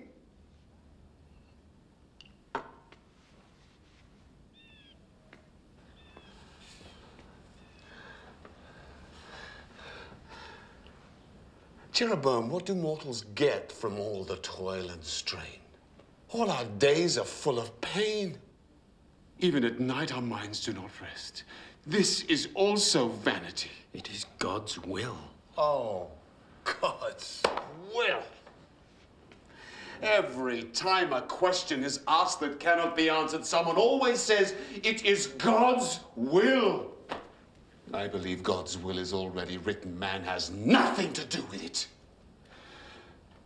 There is a season for everything and a time for every purpose under the heaven. All God's iron will. A time to be born, a time to die, a time to kill, a time to heal, a time to weep, a time to laugh, a time to dance, a time to mourn. God's will. Business that God has given everyone just to keep them busy. But we cannot know God. We cannot find out what God has done from the beginning to the end. Because what is already has been. And what is to be already is. Vanity is all there is. The more words, the more vanity. The race is not to the swift, nor the battle to the strong, nor bread to the wise, nor riches to the intelligent, but time and chance happen to them all. Mere chance. Belief otherwise is vanity. I believe in God.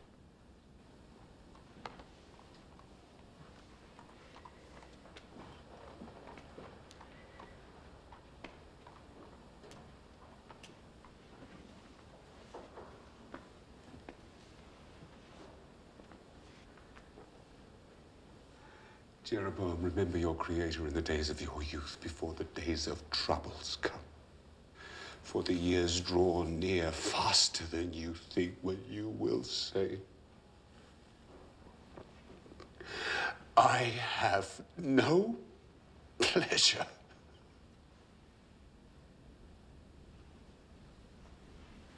When strong men are bent, the golden bowl is broken and the breath returns to God who gave it.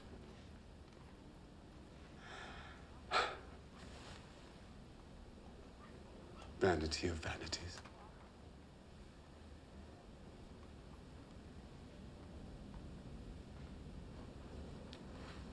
All is vanity.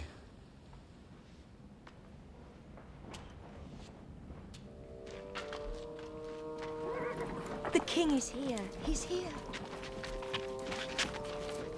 Quickly. Welcome, my husband and king.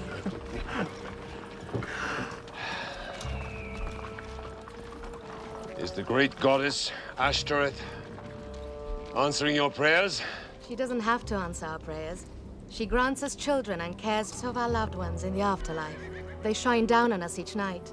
Make an offering to the mother of us all. No. I worship the one true God.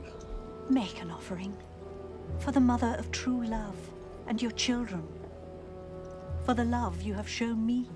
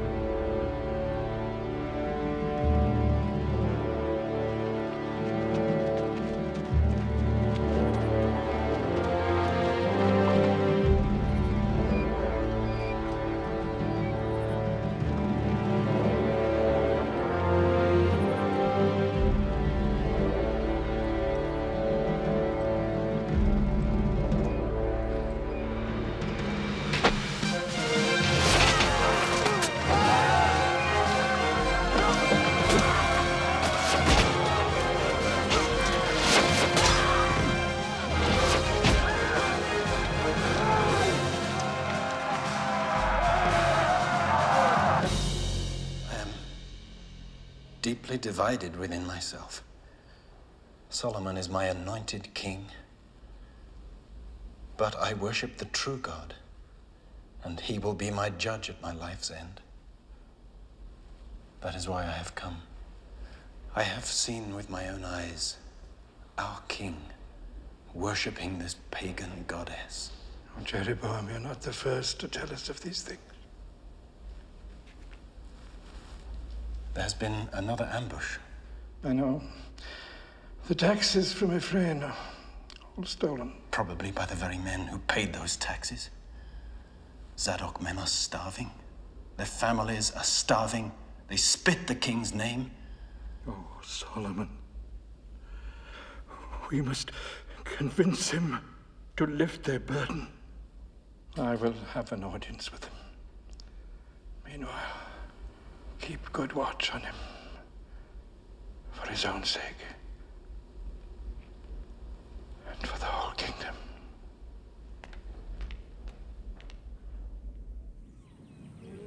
Of the universe. Without you, the river will not open. Merciful Lady, hear us. Oh, Mother Rules of the universe.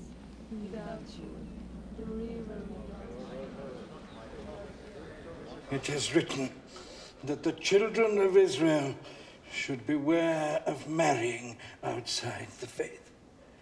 For those women will turn your heart away from the one true God. Much is written, little is understood. You make sacrifices to gods that all true believers know to be obscene and wicked.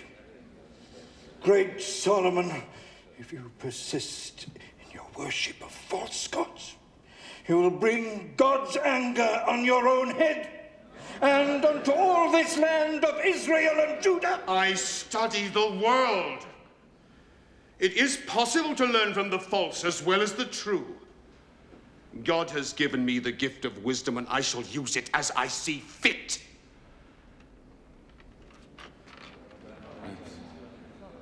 Now you stick to the tasks that God and I have given you, Zadok. And I will stick to mine.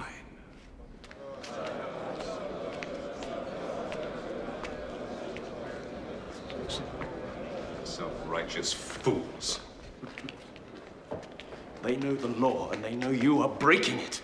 It was I who was given the gift of wisdom. By God himself, not those doddering old windbags. They are God's representatives on earth. I am God's representative on earth. I am his anointed.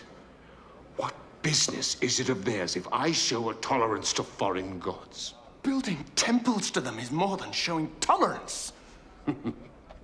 What do you know? You are a laborer. This laborer thinks you should take one of your secret walks.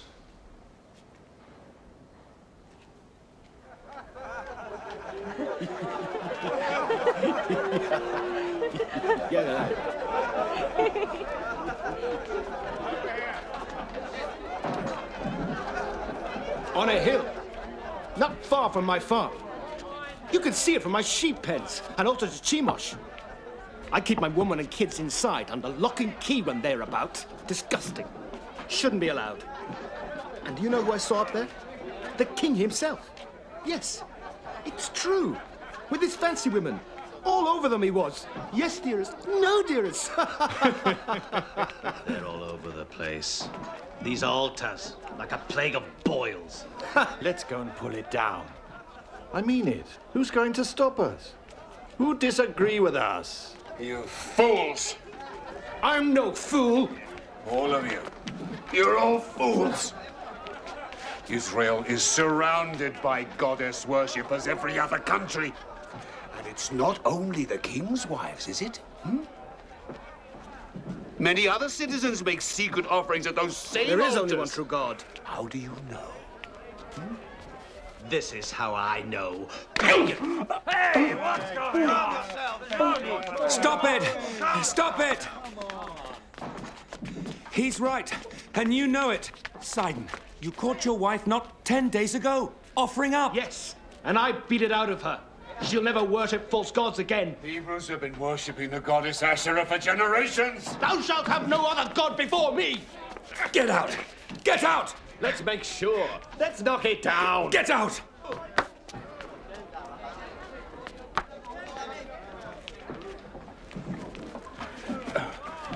Thank you. Get out. I believe in only one God. Always will.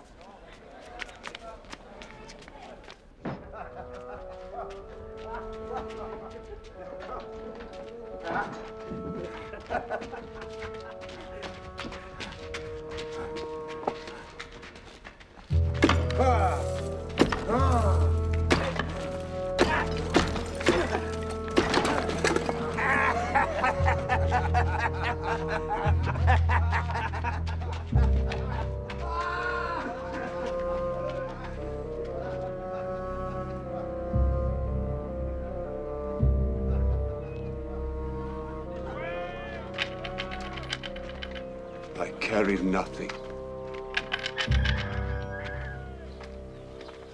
You carry a heavy burden of wrongs against the one true God. Because you have turned against me and not kept covenant with me, I will tear your kingdom from you and give it to your servant. For your father David's sake, while you live, you shall rule, but when you die, I will divide the kingdom. I will give your son one tribe, but the rest will I tear from him. Thus speaks the Lord, your God.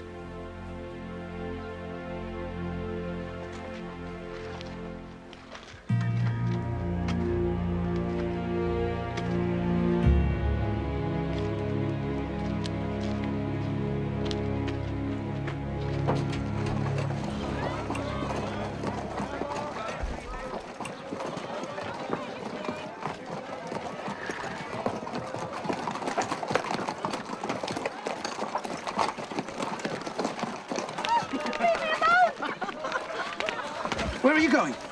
I will have you if I want you. And I do want you.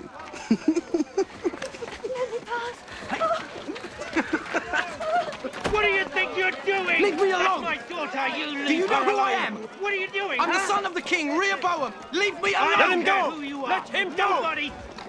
He is who he says he is. He insulted my daughter. I don't care who he is. He has no right. Give him over to my care. I will see the king hears of this. I will see justice done. Hope you will accept this as fair recompense. Thank you, my lord. You are generous, but I still think I'm ruler in Leave my it to own me. house. I will see that justice is done.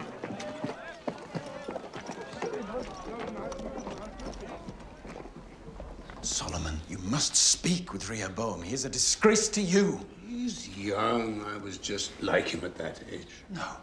Where you were proud, he is arrogant. Where you were wise, he is opinionated. Where you used your powers for the common good, he abuses them. You cared about the people, he cares only for himself. Oh, every generation thinks their sons and their daughters are worse behaved than they were. It is the way of the world. It isn't our sons and daughters. It's you. You brought the kingdom of Israel and Judah to a pinnacle. We were the envy of the... changed. Everything has changed! You have abandoned God, and God will abandon you. Zadok warned you on his deathbed. The priests have warned you. For all I know, God himself has warned you. And still, the false gods defile our land like the plague.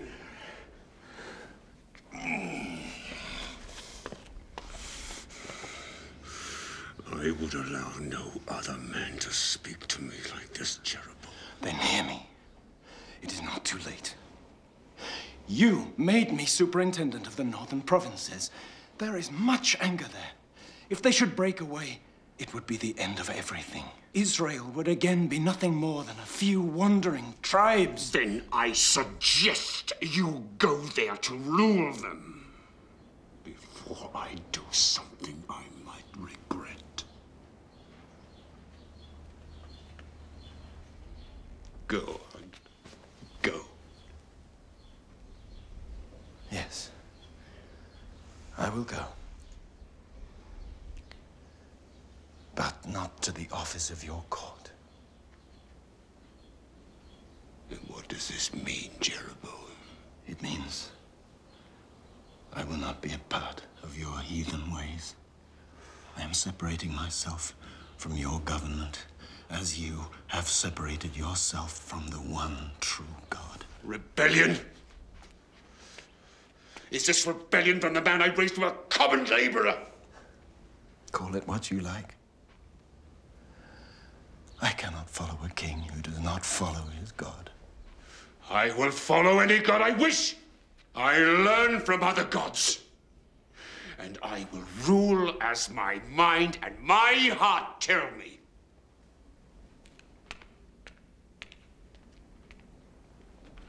And I shall do it all without the hand-wringing cretins of the court. Do you hear me?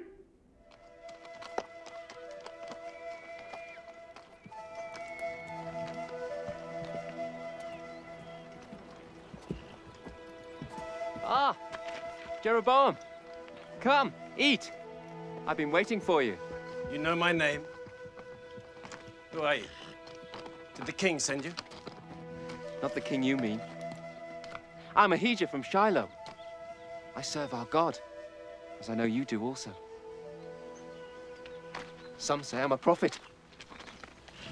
And are you? Perhaps. Perhaps I hear God more clearly than most. Oh, I have a message for you.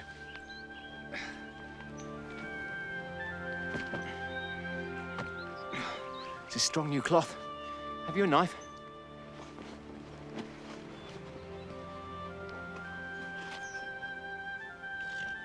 Good. Come.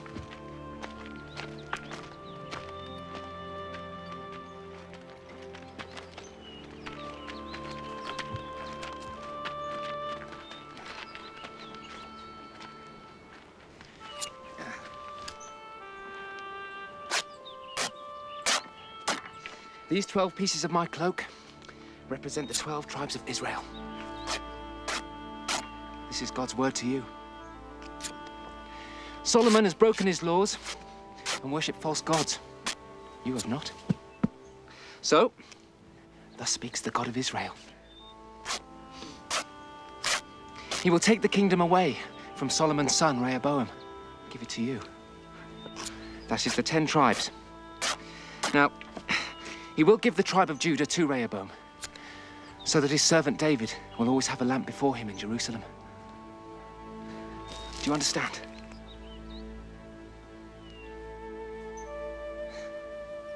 Good. Then I must be on my way. Keep God's law, and he will keep faith with you. Come. Come. Where are you going? To deliver the last few pieces of my cloak. Come! God would do this. I am simply his messenger. I should have you killed. I know it is sometimes the custom to kill the messenger who bears bad news. But the messenger from God, I would think carefully.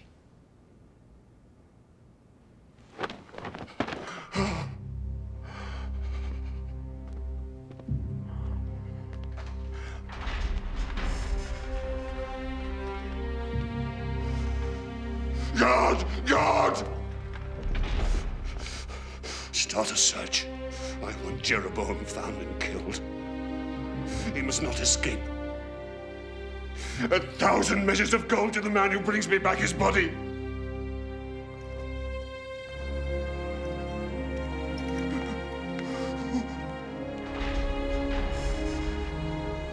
Oh, Lord, Lord, oh, Lord. Oh, Lord.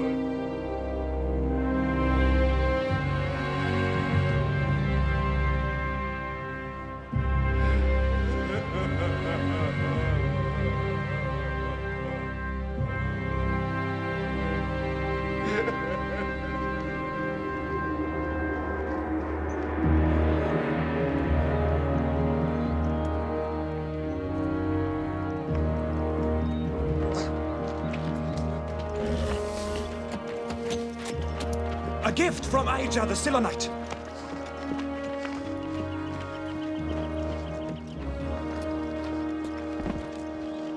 Keep that too.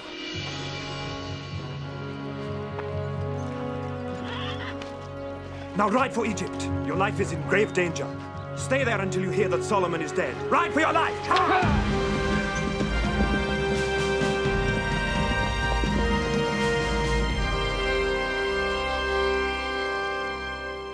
Where is my son? Where is Rehoboam?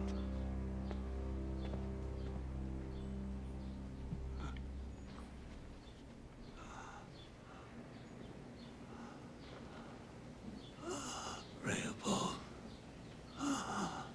my days draw to an end, and I have been a fool. Listen to me, my son, listen to me. Fear God and keep his commandments. I understand you, Father. Deal wisely with the tribes. Don't worry, Father. I know how to deal with them. No. No. No.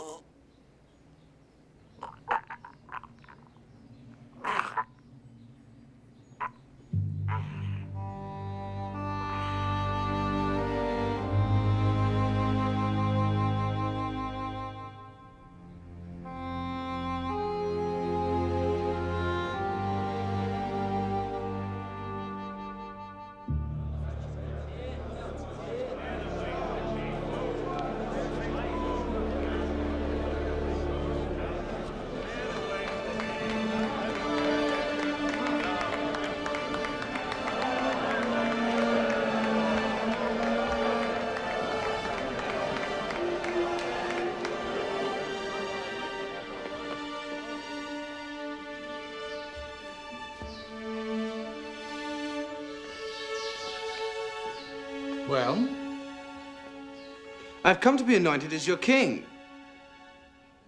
Have you lost your tongues?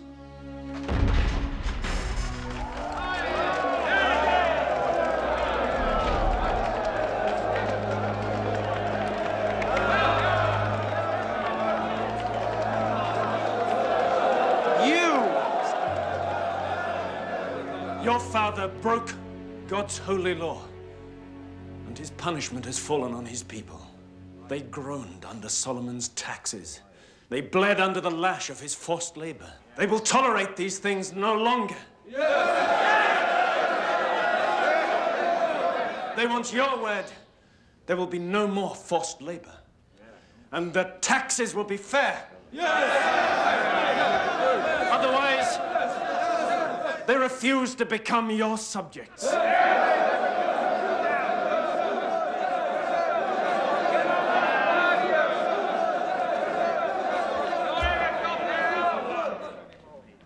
They refuse. I will discuss these matters with my council. We meet again in 3 days.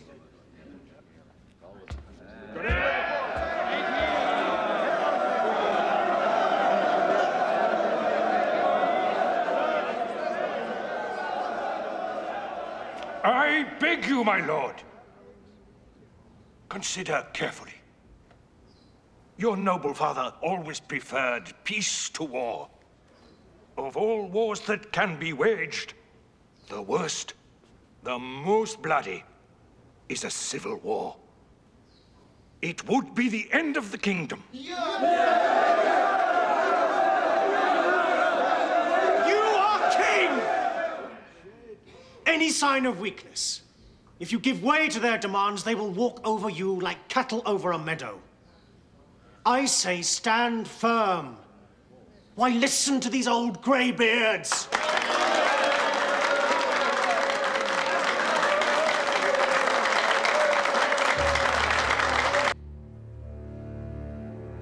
I have heard the young men of Judah. They acknowledge me king. As for you, you thought my father's yoke was heavy? Wait until you feel mine. You thought my father's tax is too high. Mine will crush you. How dare you speak out against your lawful king? My father chastised you with whips. I shall use scorpions. I am your king. This finger is thicker than my father's thigh.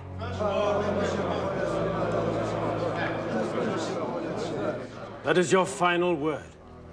I have nothing more to say. So be it. You have heard your king. Will you serve him? No. Then we are no longer one nation. The prophecy was true. The glory of Solomon is gone forever.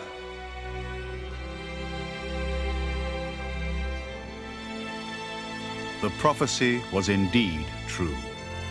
Jeroboam ruled the 10 tribes of Israel. Only the tribe of Judah remained loyal to Rehoboam. But Solomon's prayer was answered.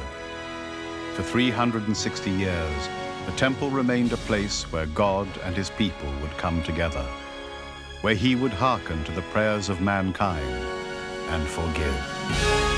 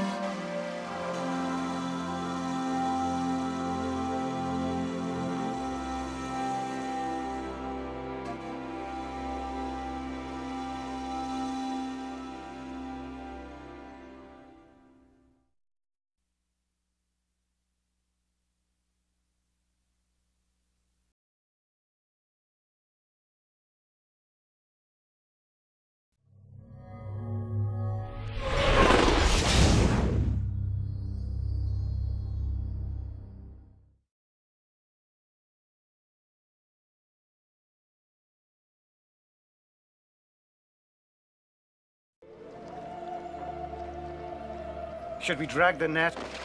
Ask the carpenter. He knows everything about fish. Pull it in. Pull it in? It's only been in the water. Pull it in. What kind of man are you that you can command the fish in the water? Come with me, Peter. I'll make you a fisher of men. His birth changed the way time is measured. In Bethlehem, kings came to bow down to you. Those men did not travel all that way, following that star, without the will of God guiding them. His life changed the destiny of billions. Can you heal, my son? Do you believe I can help you? Yes. Rise up and walk. His death changed the course of history. If you don't stop him, he's going to bring Rome down on us all. We could see to it that he becomes a problem for some of his own people. And he can solve the problem for us. Do you claim to be the Son of God? It is you who says it. Blasphemy! Bow down to me. Away with you, Satan! My God! Why have you forsaken me? Gary Oldman as Pontius Pilate. I give you Jesus of Nazareth! I'd rather have the murderer than you. Deborah Messing as Mary Magdalene. I talked to him. We saw him crucified. We buried him ourselves. I saw him. Jacqueline Bisset as the Virgin Mary. How is that love? That's why I was born. To die? And Jeremy Sisto as Jesus. I have to give everything. Nothing held back, so they will know. Jesus.